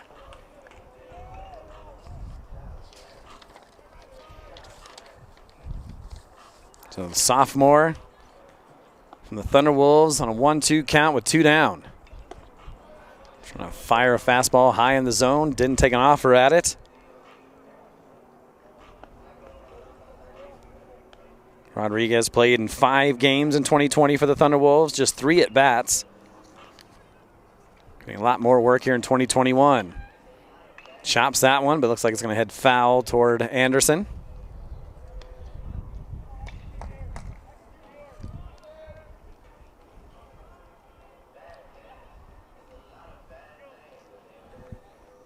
So the top of the order behind Rodriguez, if somehow he can reach. 2-2 the count here. Cade Crader, the senior. Did he catch the plate? No, he did. He just missed. Kind of hung his head in a little frustration there. Thought that should have been strike 3.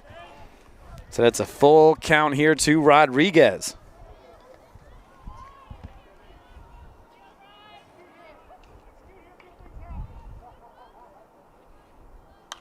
Pops him up. Anderson trying to fend off the sun here.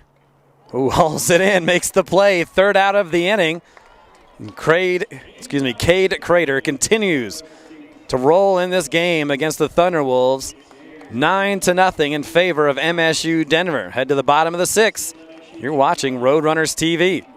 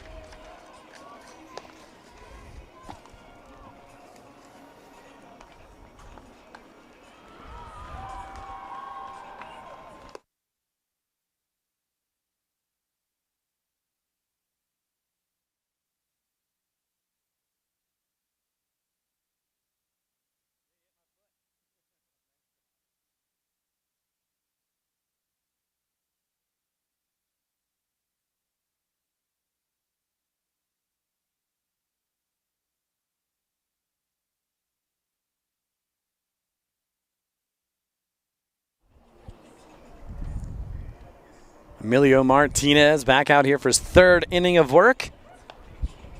Right now, the Roadrunners in cruise control against CSU Pueblo. 3 runs in the 1st. Picked up a single one in the 3rd. Piled up 4 in the 4th inning, and then 1 in the 5th.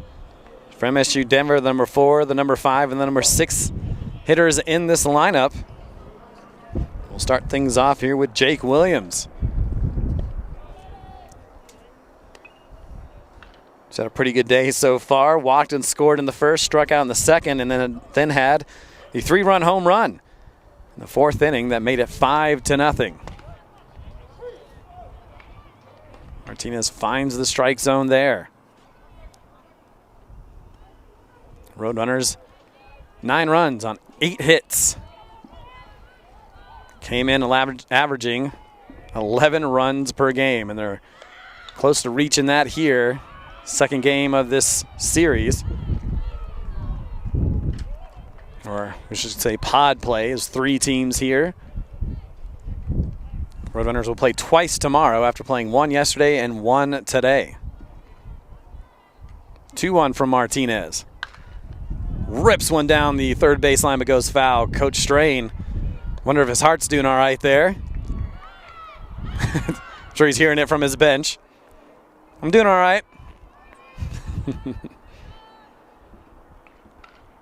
2-2. Chops that one foul.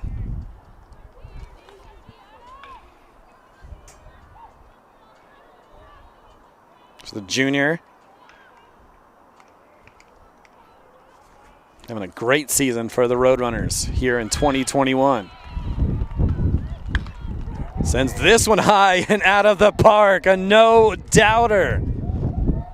The junior from California adds another home run to his stat sheet this afternoon. It's now 10-0 MSU Denver, reaching double figures.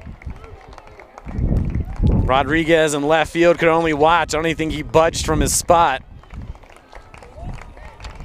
And he does it again. The big bat of Williams stepping up for Ralston, who's not in the lineup here this afternoon. Roadrunners up big. That'll bring up Van Zee to the plate.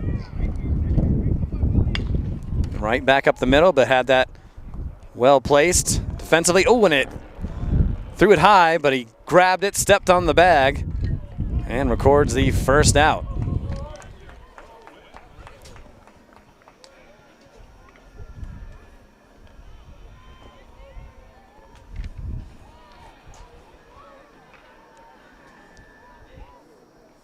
So 4 RBIs in this game for Williams.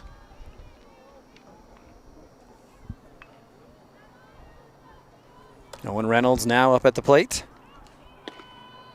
First pitch from Martinez misses for ball 1. Reynolds had a home run back in the 3rd inning, made it 4-0. He's also walked, and he's also flown out to right. Inside, catches the plate for the senior from Littleton.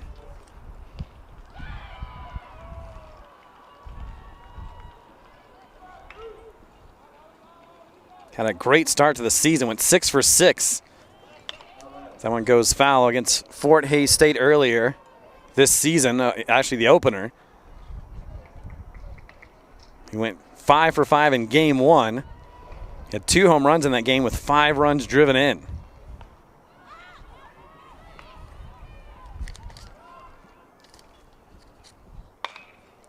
Sends that towards left field, but foul.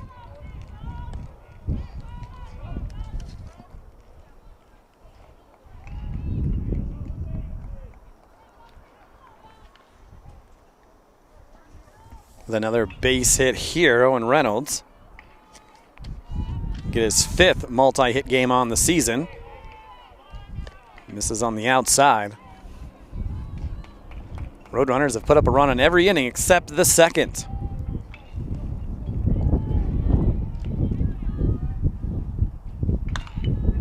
Again, I think he's trying to hit Coach Strain. Owen Reynolds gives him a nice long look. I'm not really trying to hit you, Coach. I'm trying to put this in play. Trying to do what his boy Jake Williams did and hit 2 home runs in one game. He's got the one already here this afternoon. And how about the opposite field base hit here? Owen Reynolds picking up that 5th multi-hit game on the season.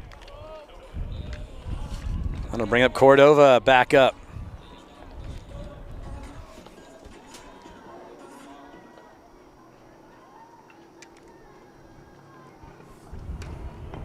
So 10 runs on 10 hits so far for MSU Denver. Martinez looks over at Reynolds. He'll fire it home. And low and out of the zone.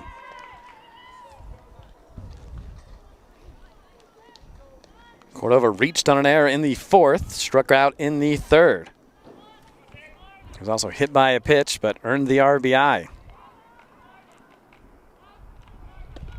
There's a big hack there from Cordova.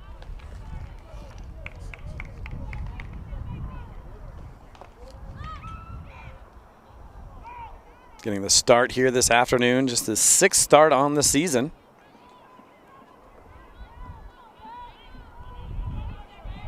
One from Martinez.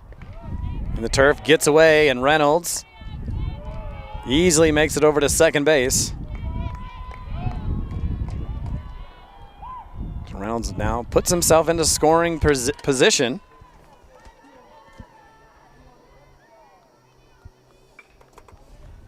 See if Cordova can at least move him over with just 1 out on the board. He's still ahead in the count 2-1.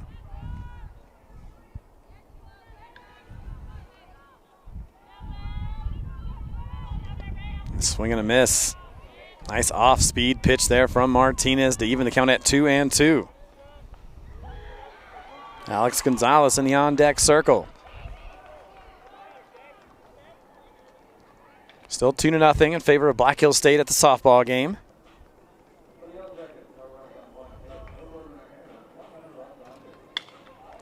Through the middle, and it finds its way through. However, great job over there by Martin. If that ball would have actually gone into the outfield, that probably would have scored a run. So at least a great play to keep this at 10-0 instead of allowing the Roadrunners to go up 11. So Cordova picks up his first base hit this afternoon. Reynolds now over at third. Alex Gonzalez seeing his 4th plate appearance here this afternoon. You wonder when we're going to start seeing some bench guys come in and do some things. In there for the strike. Saw some guys get some work yesterday. The Roadrunners up big. I think it always fires up the team too to be able to see the bench guys come in and do well. There's a righty in the Thunderwolf bullpen. See, Martinez goes another inning or two here.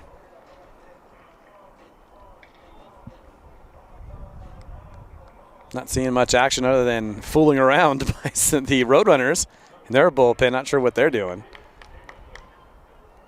But when you're up 11 or 10-0, I guess you tend to have a little more fun. Into right field here. Reynolds looking to tag. Comes in, no problems there. Roadrunners now up 11-0. The sacrifice fly there by Gonzalez. The Roadrunners continue to pile up the runs.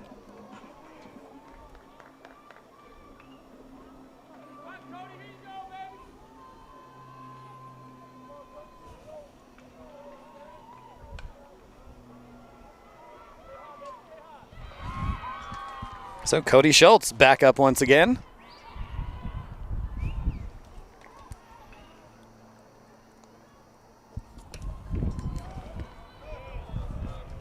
And misses. Last time we saw Cody Schultz hit his 2nd home run on the season to make it 9-0.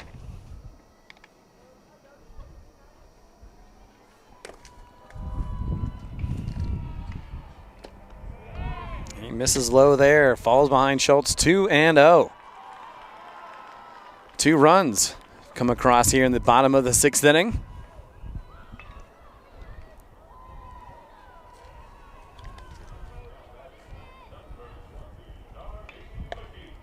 There's a strike right in the zone. A 2-0 count.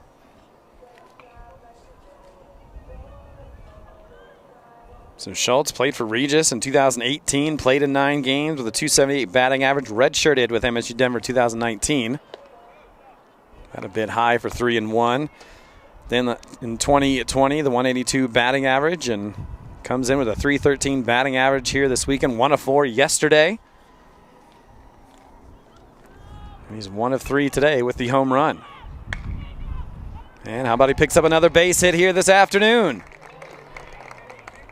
And running all the way, sliding in, heads up base running. In fact, both runners aggressive here in the bottom of the 6th inning to put themselves into scoring position. And that was, I believe that was Cordova. You can see Schultz bending at the knee as he was going all the way.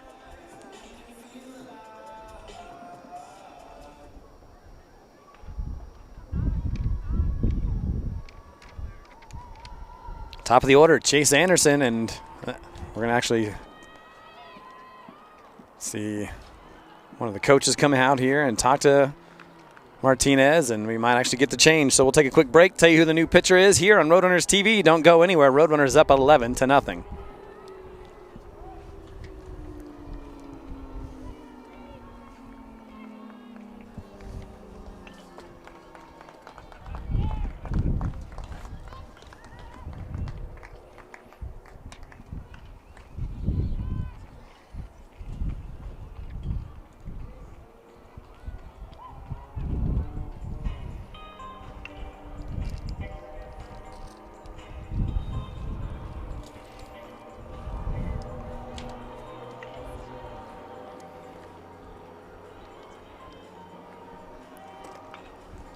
Defensive change down for CSU Pueblo.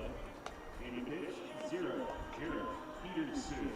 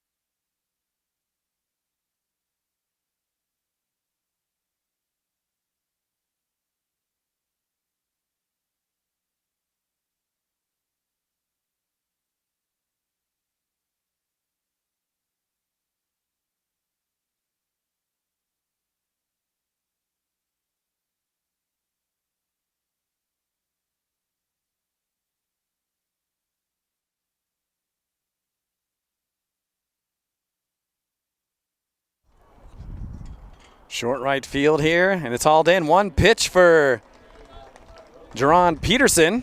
Sorry I didn't get back here in time. But Peterson gets Chase Anderson to swing at the first pitch, gets out of the inning, but the Roadrunners put up 2 more. Bottom of the 6th, we head to the 7th. 11-0, home team.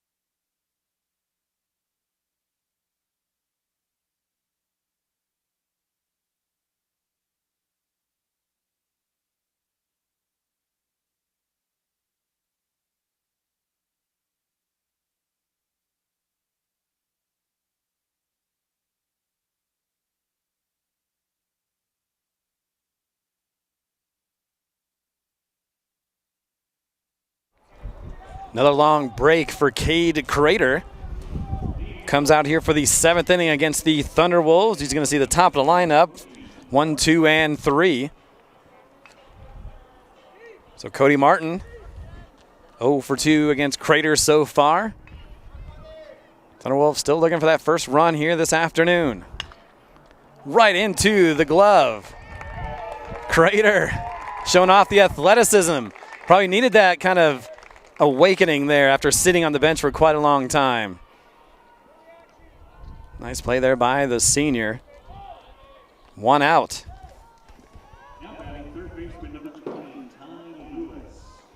So now Ty Lewis, he has not hit a ball out of the infield here so far. He's 0 for 2. Ground outs to short and second.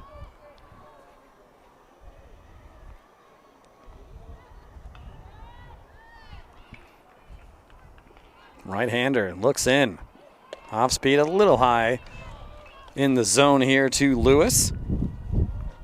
The junior from Pleasant Grove, Utah. The Colorado Northwestern Community College transfer. Second year with the Thunderwolves. There's a strike to even the count at 1-1. Lewis came into this weekend with a .411 batting average. Went down a little bit after going 0 for 4 yesterday.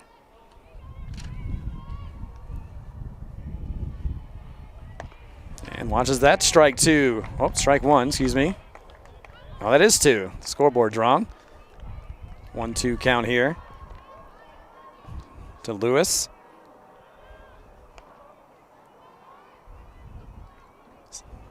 Seventh in the RMAC in base hits, coming in with 23. 7 doubles, which leads the team. To the right side, Williams into the glove, out number 2.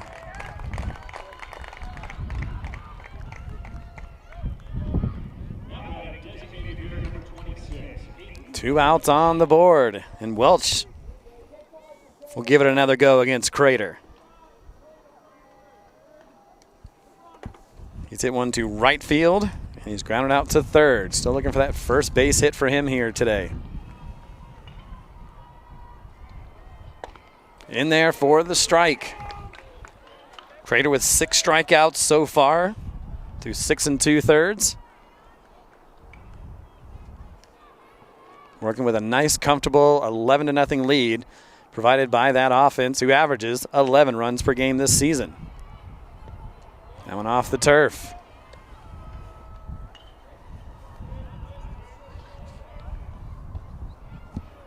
Aiden Welch at .327 for the Thunderwolves a season ago. At .331 a couple years ago in 2019. Tried to check his swing, instead he fouls it back off the screen. Behind in the count, 1-2.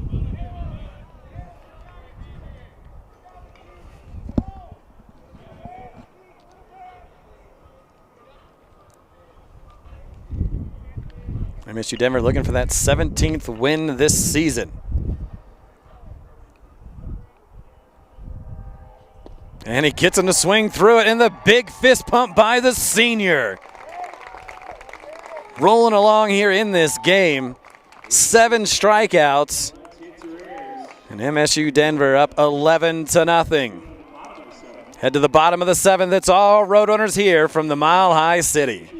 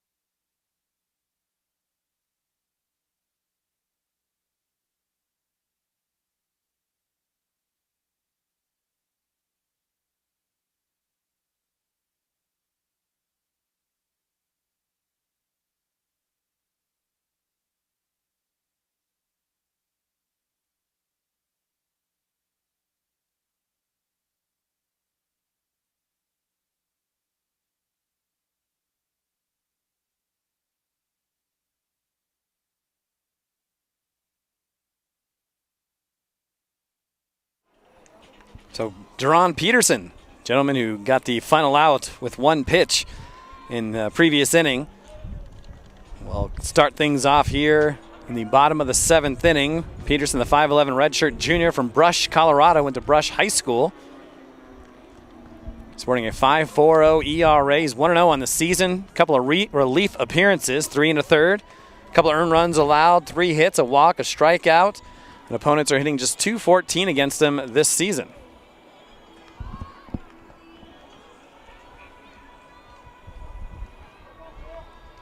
Caleb Alba steps up to the plate.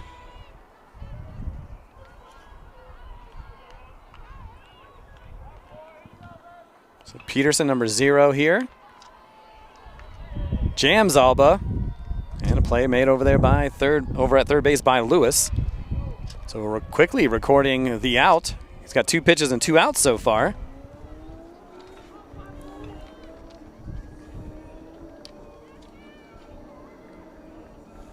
I'll bring up Nico Piazza to the plate. A couple of walks, a single. He's flown out as well. First pitch in there, a strike from Peterson. Peterson, the 4th pitcher in this game used by CSU Pueblo.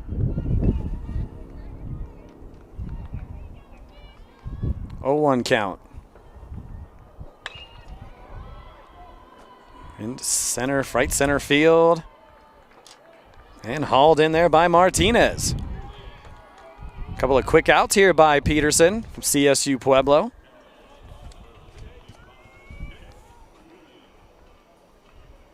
Which will bring up Jake Williams. He's got a couple of round trippers this afternoon, nothing to brag about. Big part of why this Roadrunner team's up 11-0. He's got 3 runs scored here today, 4 RBI. Included that 3-run home run in the 4th. Sends that into the netting, quickly falls behind 0-2. So Jake Williams hit a home run yesterday. He's got 2 here today. Came in with just 1 on the season.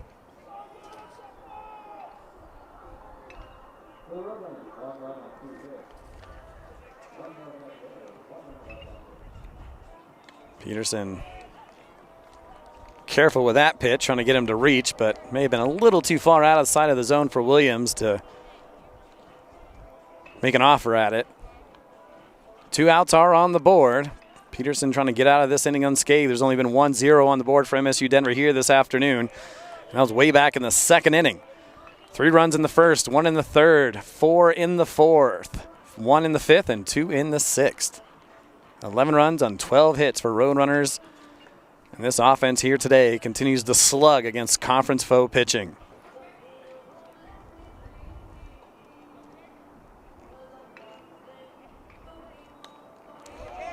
Jammed him a little bit. Hitting off the netting. Jackson Van Zee in the on-deck circle. Somehow Williams can reach.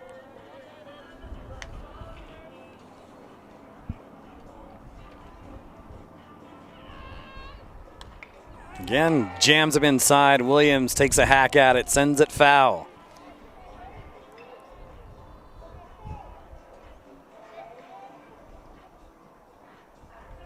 I think the one thing that Jake Williams has got to be happy about, at least so far this weekend, is he hasn't been hit by a pitch. I think he leads the conference after being hit 9 times so far.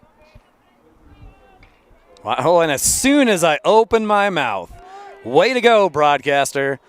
Soon as I open my mouth, I'm like running out of notes. And that's a note I haven't used yet. And then he gets plunked, number 10 on the season. My mistake, Jake. If you find me, I'll let you plunk me with baseball, but not really because I'm fragile. I'm an old man at this point. Doesn't matter where I take it, off the back, off the butt cheek. It's not going to be pleasant. But sorry, Jake, that's on me. It's going to be Van Zee up to the plate. I'm really scared of Jake Williams now. Please don't tell Jake. For all those listeners out there, if your family is listening out there, don't tell him it's my fault that he got plunked. 1-0 here, 1-0 from Peterson. Van Zee trying to keep this inning going with a runner at first, and I got away from Romero for a moment.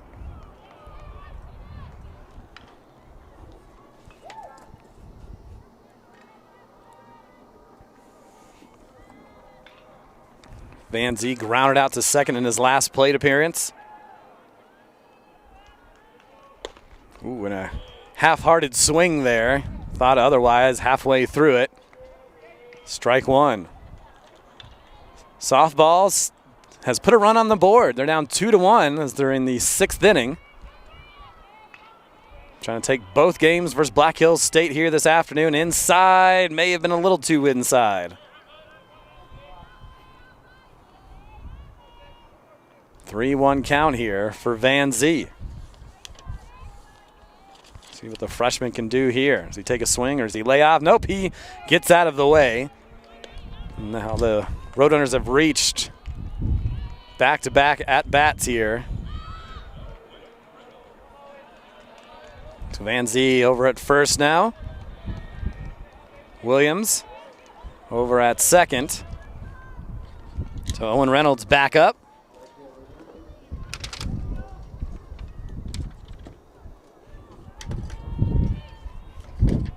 Peterson got the first 2 outs fairly quickly, and then has struggled with his control the last couple at-bats. Owen Reynolds singled and scored a run in the 6th inning. Can't forget his home run in the 3rd.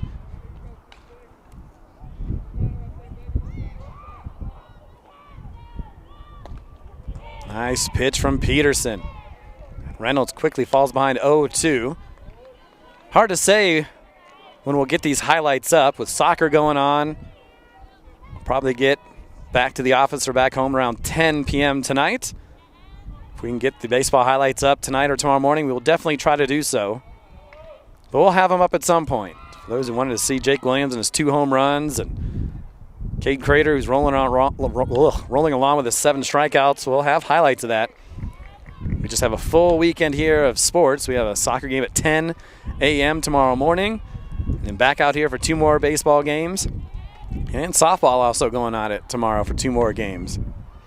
So we'll do our best. We'll get those out as quick as we possibly can. 0-2 here with 2 outs on the board. And Reynolds towards center field.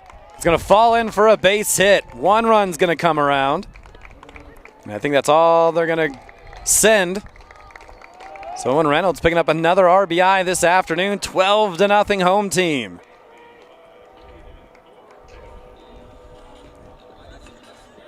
Looked like Peterson is going to make this a quick inning.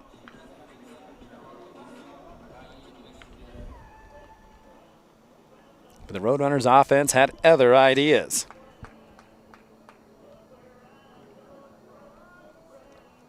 That was Williams who came around to score that run.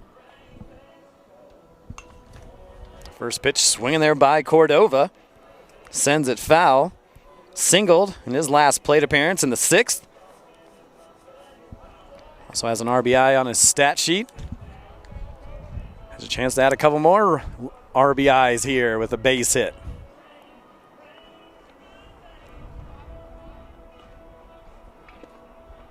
Misses on the inside. Cordova holds up.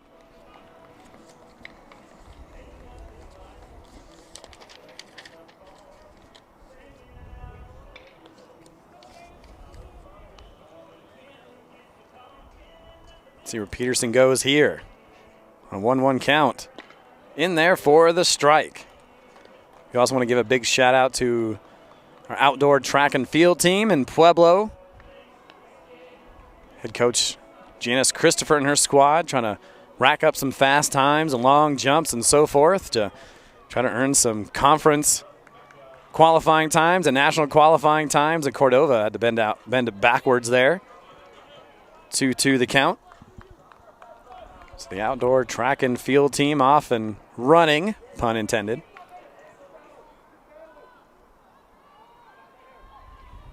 A lot of stuff going on. Track and field, volleyball, men and women's soccer, baseball, softball. Just outside the lip of the infield, and Vasquez will come in and haul it in. Peterson finally gets out of the inning, but the Roadrunners get a single run on the RBI double by Owen Reynolds. Heading to the 8th. See if Cade Crader comes back, and it looks like he is. You don't want to miss it.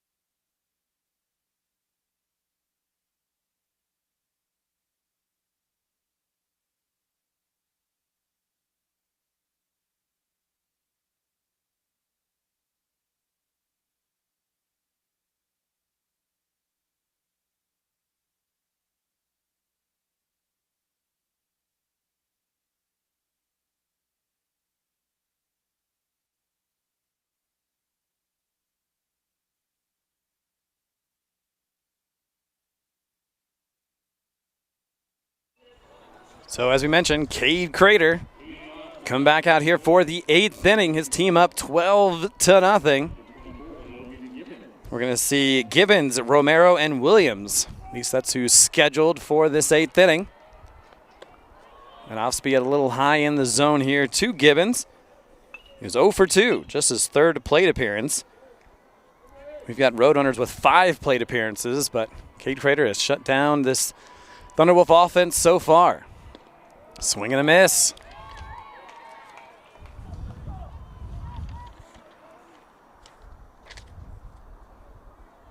So the senior Gibbons here. Last time he took on MSU Denver, he went 6 for 12, had 3 runs, 2 doubles. 2 RBI, a double, and had a home run in game 1 of that series, and that one finds the strike zone. Now 1-2 count here from Crader.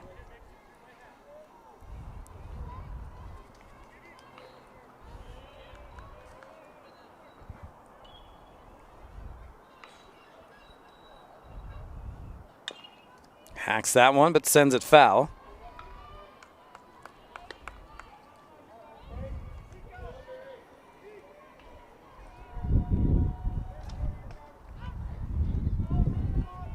So, senior from Taylorsville, Utah. Trying to find a base runner here for the Thunderwolves. 1-2 the count. High out of the zone. Not a bad pitch at 1-2. Tried some high cheese to get him to reach.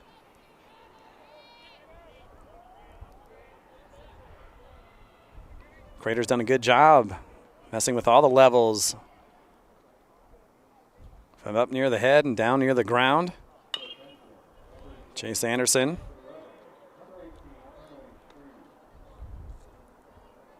He's done well over at third base here today. We'll do 2-2 once again here. Gibbons versus Crader. Looks like Romero is in the on-deck circle for the Thunderwolves.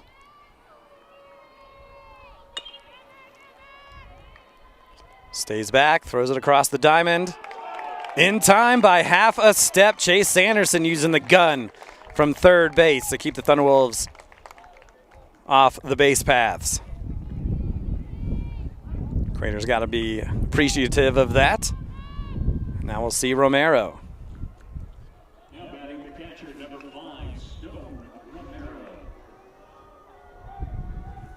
Romero's 0 for 2. Flew out to center way back in the second inning and struck out against Crader in his last plate appearance. Inside, but catches the plate.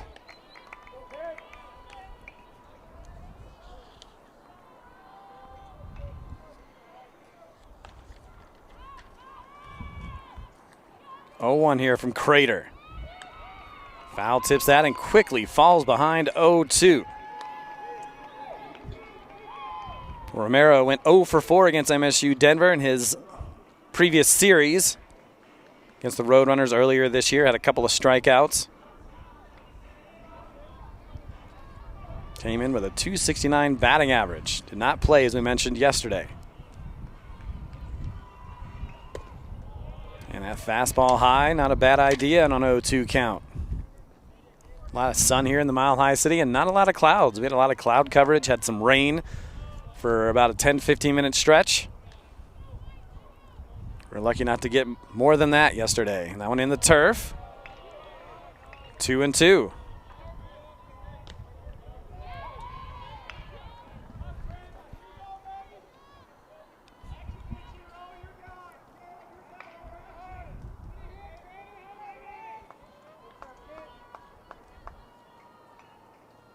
Senior right-hander looks in. Chops at it. A lot of zeros on that board for CSU Pueblo. No runs have come across here through 7 innings of work. 7 1/3.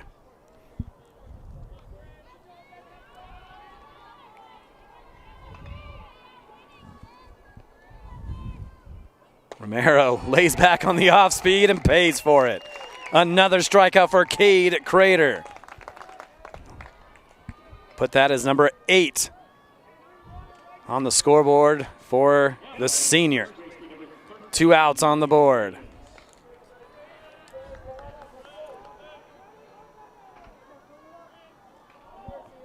Reggie Williams 0 for 2. He has a strikeout against Crader. And just misses on the outside edge of the plate.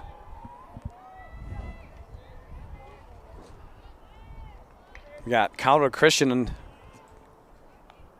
I can't show you here, but Colorado Christian's in the hitter's box, or I should say the bullpen. At least the hitting section of the bullpen. Batting cage, I guess is a better term for it. Watching on this game as they'll take on CSU Pueblo in the afternoon. About 35 minutes once this game's over. And there's a softball that rolls around every once in a while. Same thing. Softball games will see a baseball every once in a while.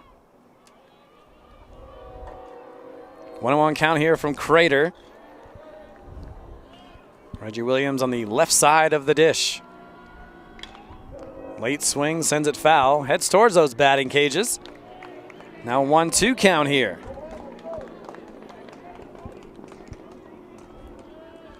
Bench has got to be loving what they're seeing here this afternoon. Both offensively and from the mound.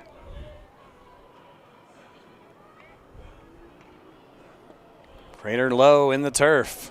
Evens the count at 2-2. Trey Vasquez scheduled to hit next.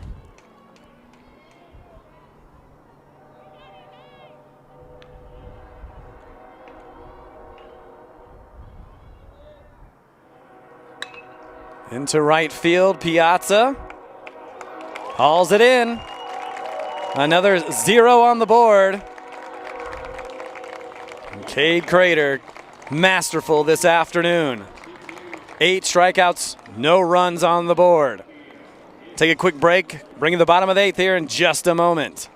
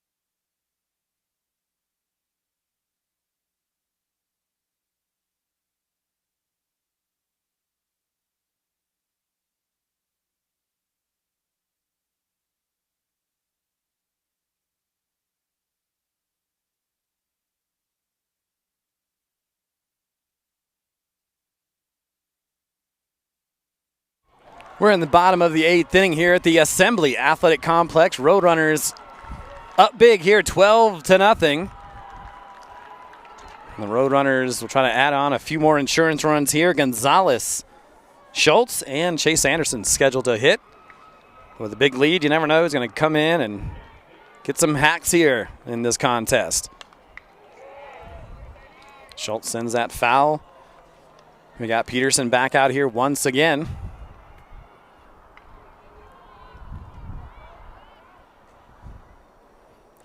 So Gonzalez had a sacrifice fly in his last plate appearance. He also has an RBI from getting hit earlier in this game and almost got hit there.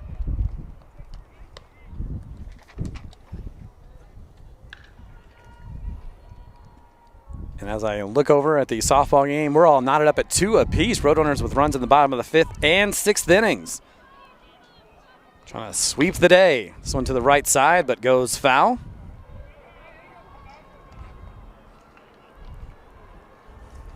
Roadrunners trying to keep the win streak alive. Volleyball with the win last night. Roadrunners with a win yesterday. I guess the men's soccer team, I forgot, they played Regis and lost in a close one. So there goes the winning streak, I guess. They'll get a chance at Westminster here on Sunday. Roadrunners TV there with their brand new head coach and Nick Kirchhoff. We've seen one soccer game here at the complex so far. It was a 1-0 win over South Dakota Mines last Sunday. Freshman comes up with the game-winning goal. Aaron Biggerstaff sends that foul.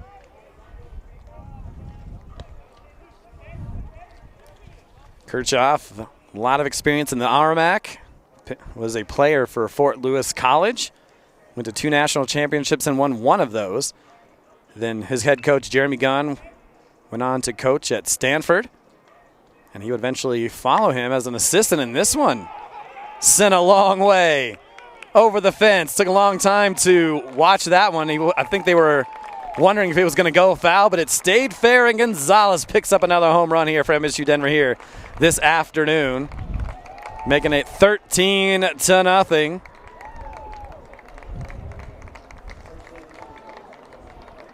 Gonzalez picking up his 3rd home run on the season.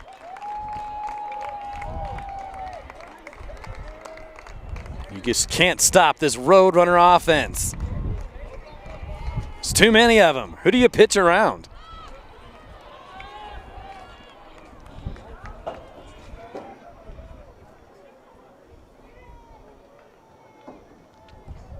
So Schultz back up. He hit a home run earlier.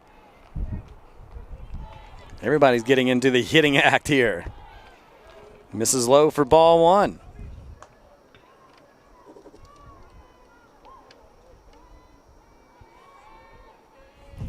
"13 runs on 14 hits for MSU Denver." Holds up on the swing, but it's in there for the strike.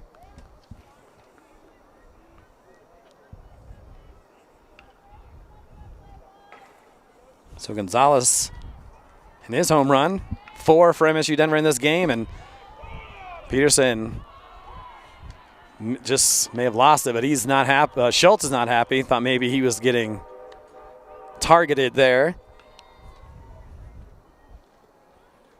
Peterson came into this game in the 6th. Schultz hit his in the 5th, but maybe there was something going on. Maybe he said something. Who knows? Or he may have just lost the ball on his way out. Peterson finds the zone there to even at 2-2. These two teams will go at it tomorrow. But first, CSU Pueblo has to see Colorado Christian here later this afternoon. Gets them to pop up on the infield here. Hauls it in for the first out of the inning.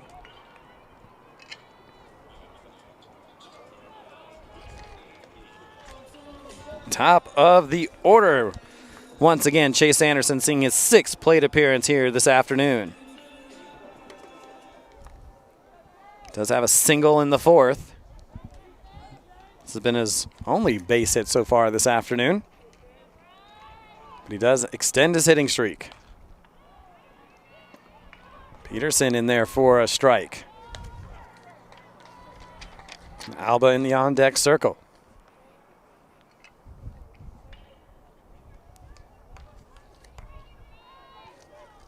Roadrunners getting some local affiliate attention, and watch out, Chase Anderson. The ball was coming in tight toward his grill. 1-1 the count. So the Roadrunners in their amazing start this year, getting attention from the local media. Came out here this week, interviewed Coach Strain, and that story's supposed to come out on Sunday evening. Ooh, and a big hack there from Anderson. Trying to add a 5th home run to the team's total today.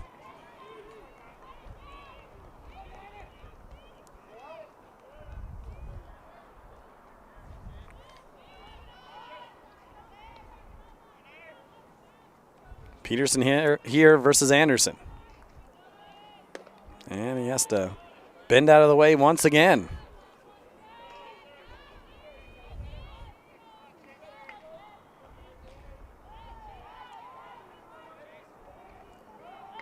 So we have fans over at softball as well. Great to see people here in the complex. It's quite eerie without them here, and that one misses wide right. That'll run the count full. See if I can move this camera here for the moment. See some of our fans and families here. But it's all pass list at this point. We're not opening the complex quite yet. Hopefully soon enough, and Anderson swings through that, but it did not get a foul. They're going to say they throw it over to first. That is the out. He did not foul, tips that ball. So strikeout there for Peterson. I believe that's his first this afternoon since coming in the 6th inning. So Alba steps to the plate for his 6th appearance. He's got a couple of singles. He's 2 for 5 here today. That pitch a little high.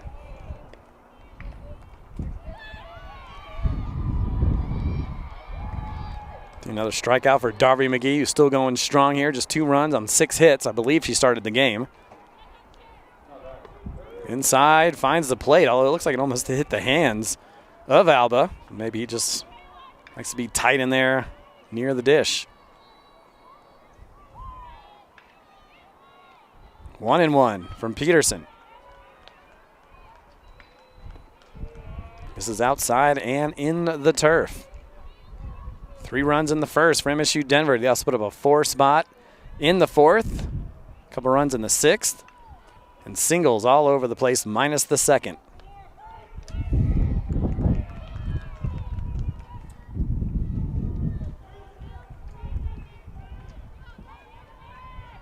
Peterson trying to get this into the 9th inning, but missed wide there. 3-1 count here to Alba. We will see Piazza come up if Alba can reach here. And he will. Alba earns the walk.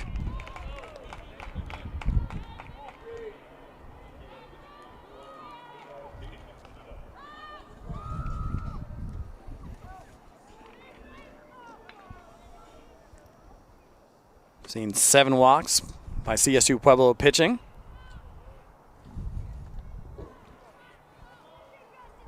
So Piazza trying to add a run or two here on this already big lead, and the ball's going to go to the backstop. Alba easily takes second. Piazza kind of gave a quick look at Peterson. I think Peterson just doesn't have his stuff.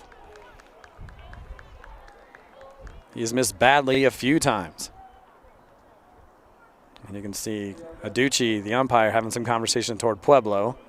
I don't think any warnings were issued, but just maybe some back and forth going on. It's always tough to be on the wrong end of a 13-0 blowout.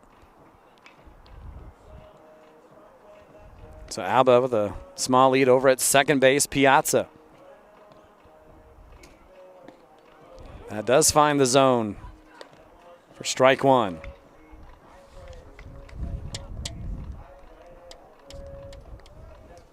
So the senior from Scottsdale. So 5 hits here so far on the weekend. Lays off of that one. Actually, he's got 4 hits. He's got 1 here today, 3 yesterday. He's got a couple of walks. Whoops, my mistake on that. But I tightened up the tripod. 2-1 here from Peterson. It'll be 2-2 now after Piazza sends that one foul.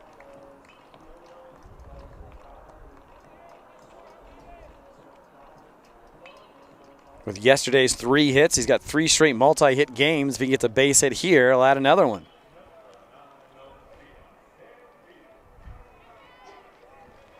Bottom of the 7th coming up for MSU Denver in the softball game. Looking for a walk-off hit against the Black Hills State Yellow Jackets, and he gets plunked right in the back. And you can see the throw, the bat, showing his frustration. And there's the warnings by both sides, on both sides.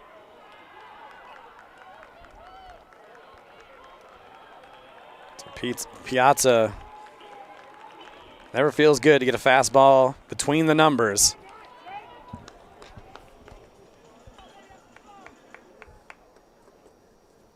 So Alba still over at second, Piazza at first, bringing up Jake Williams. He's got a couple of base hits here this afternoon, both of them round trippers. Pueblo just trying to get this game to the 9th.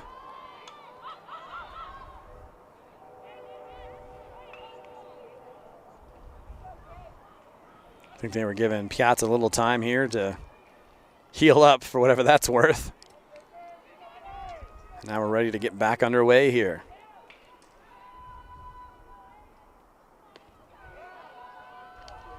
Misses once again. Jake Williams with a walk and a run scored way back. Struck out in the 2nd. The 3-run home run in the 4th. A solo home run in the 6th. He was hit by a pitch in the previous inning, and that one right down the pipe. Roadrunners have a runner in scoring position in softball. If they can get a base hit here, no outs on the board, they're in a good position here to take both games this afternoon.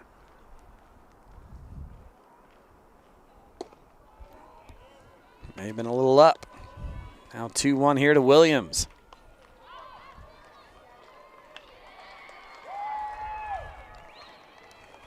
There's a good amount of Black Hills State faithful in the crowd. You hear him cheering from over here. 2-1. Big swing and a miss there by Williams, trying to hit that third long ball of the day.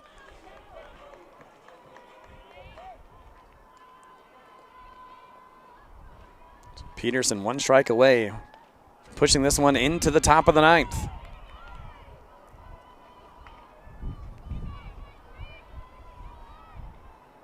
Right-hander. Williams just gets a piece.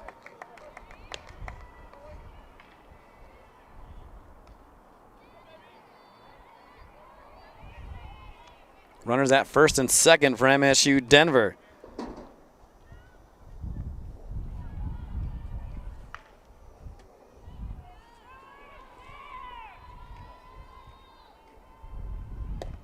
This is high out of the zone. The count runs full. This inning was led off by the home run from Gonzalez. Schultz popped out to first. Anderson struck out. The walk by Alba. And Piazza hit by a pitch. See if Williams can keep things going here in the bottom of the 8th inning. Runners go. Lifts it towards right field. Carrying. It's been carrying all day for MSU Denver, but not this time. Will we see Cade Crader come out for the 9th? Let's see. Of course he is. Why wouldn't he? See if he can finish things out here in downtown Denver. Stay close.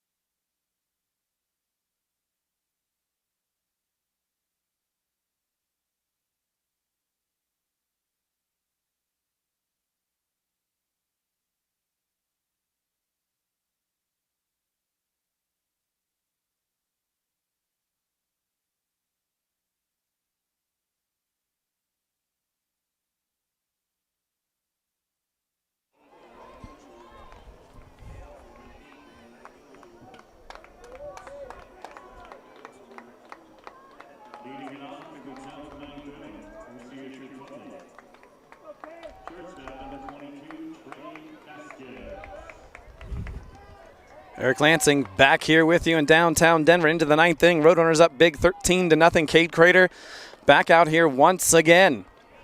Trying to close things out, slam the door on these Thunderwolves.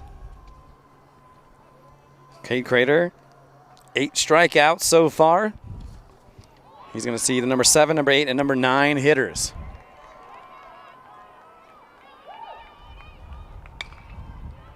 Lift up, but foul. 1-1 the count here to Trey Vasquez, 0 for 2. And it looks like the Roadrunners win in walk-off fashion. The softball team wins 3-2 after being down pretty much the entire game. And they're going to ask if he went around. He did not. 2-1 the count. So 3-2 is the final for MSU Denver softball. They take both games. They won the earlier one 8-0. So big congratulations to Coach Van and her softball squad. That one right down Main Street. Even the count at 2-2. They'll take on Black Hill State tomorrow for doubleheader as well.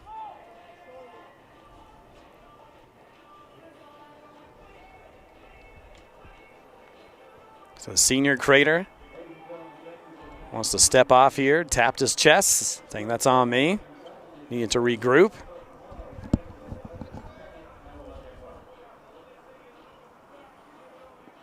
And he gets him to go around. No, they're going to say he did not. He decided to ask the first base umpire over there, Nick Ramos. He says no, he did not. So a full count here to Trey Vasquez.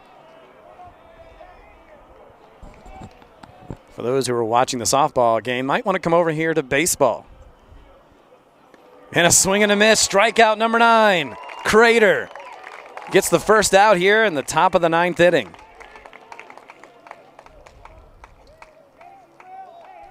So we're going to see Adrian Martinez step up to the dish. He's 0 for 2 against Crader.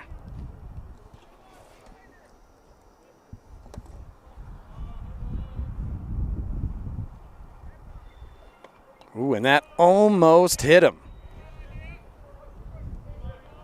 Outside for ball 1.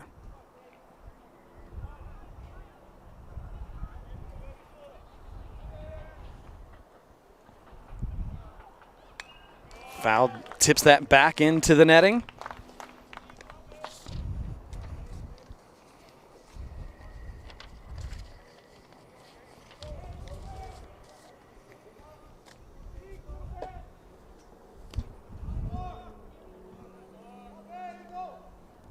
With his 9th strikeout, he's got 8 or more.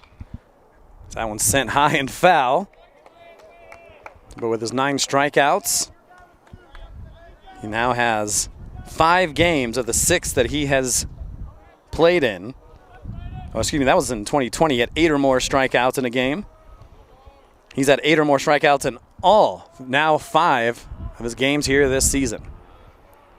1 and 2 here to Martinez. Pops him up. It looks like that's heading foul. Not much wind going on here to affect anything defensively. Crader now 1 and 2.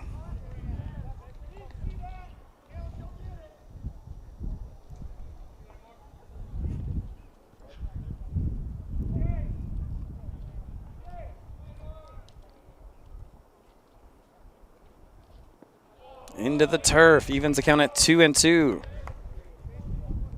Not a bad pitch on a 1 and 2 count.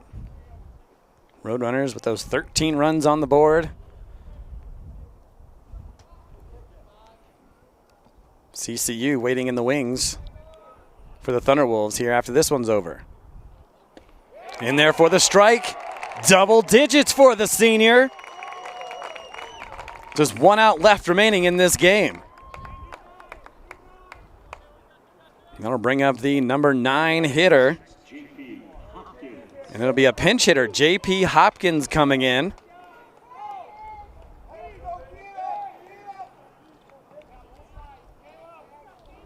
So Crader 1 out away from shutting the door here on the Thunderwolves.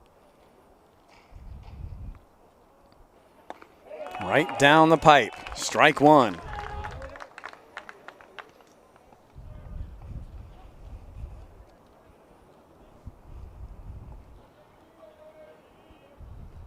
Right-hander. To the left side, Anderson. Gets it. The perfect game. Cade Crader. 9 innings. No base hits, no walks. 10 strikeouts and the victory. The perfect game. Can you believe it? We witness history here on this field. Incredible. Look at him go. How happy can you be for the senior from Aurora, Colorado? I can't find him in the middle of it all. There he is. Oh my goodness. Can you believe it? It's always hard to go through a broadcast without saying he hasn't given up a hit. I did my best. But Cade Crader, number 23, the senior. There's the scoreboard itself. No runs, no hits. A lot of zeros on that board. And the home crowd, how incredible is it to do it in front of the fans, too?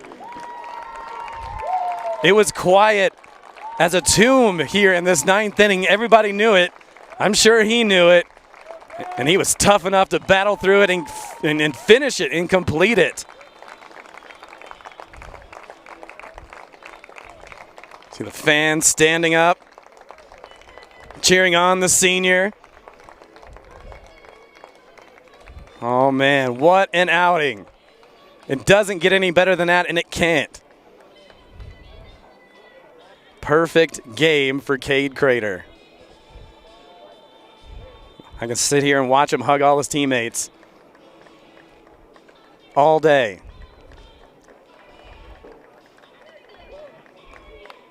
But instead of doing that, I'm going to try to go down there and see if I can get an interview with him if I can. Although we have another game coming up, we'll try to make it work.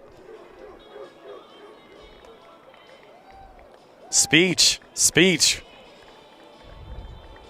Unbelievable. He was rolling along. You always wonder when you get into those later innings if he still has enough stuff. Running out of gas. But he had a strikeout even in the final inning. Chase Anderson. One of the best moments you'll see in Roadrunner history, and we got to witness it here this Saturday afternoon.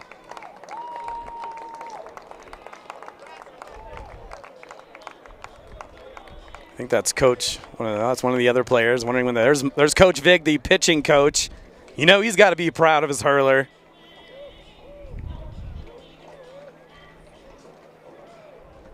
All right, well, I think we get about a half hour or so. I'm going to try to get an interview if I can. We'll come back and bring you CSU Pueblo versus CCU. Not sure you can top this moment, but they'll give it a shot. You're watching Roadrunners TV. We're coming back.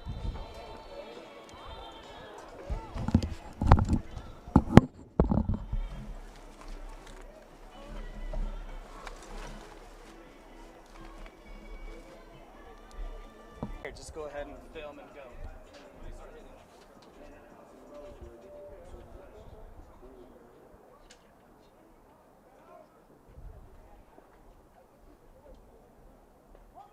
Leading off for CSU Pueblo, second baseman number 2, Cody Martin.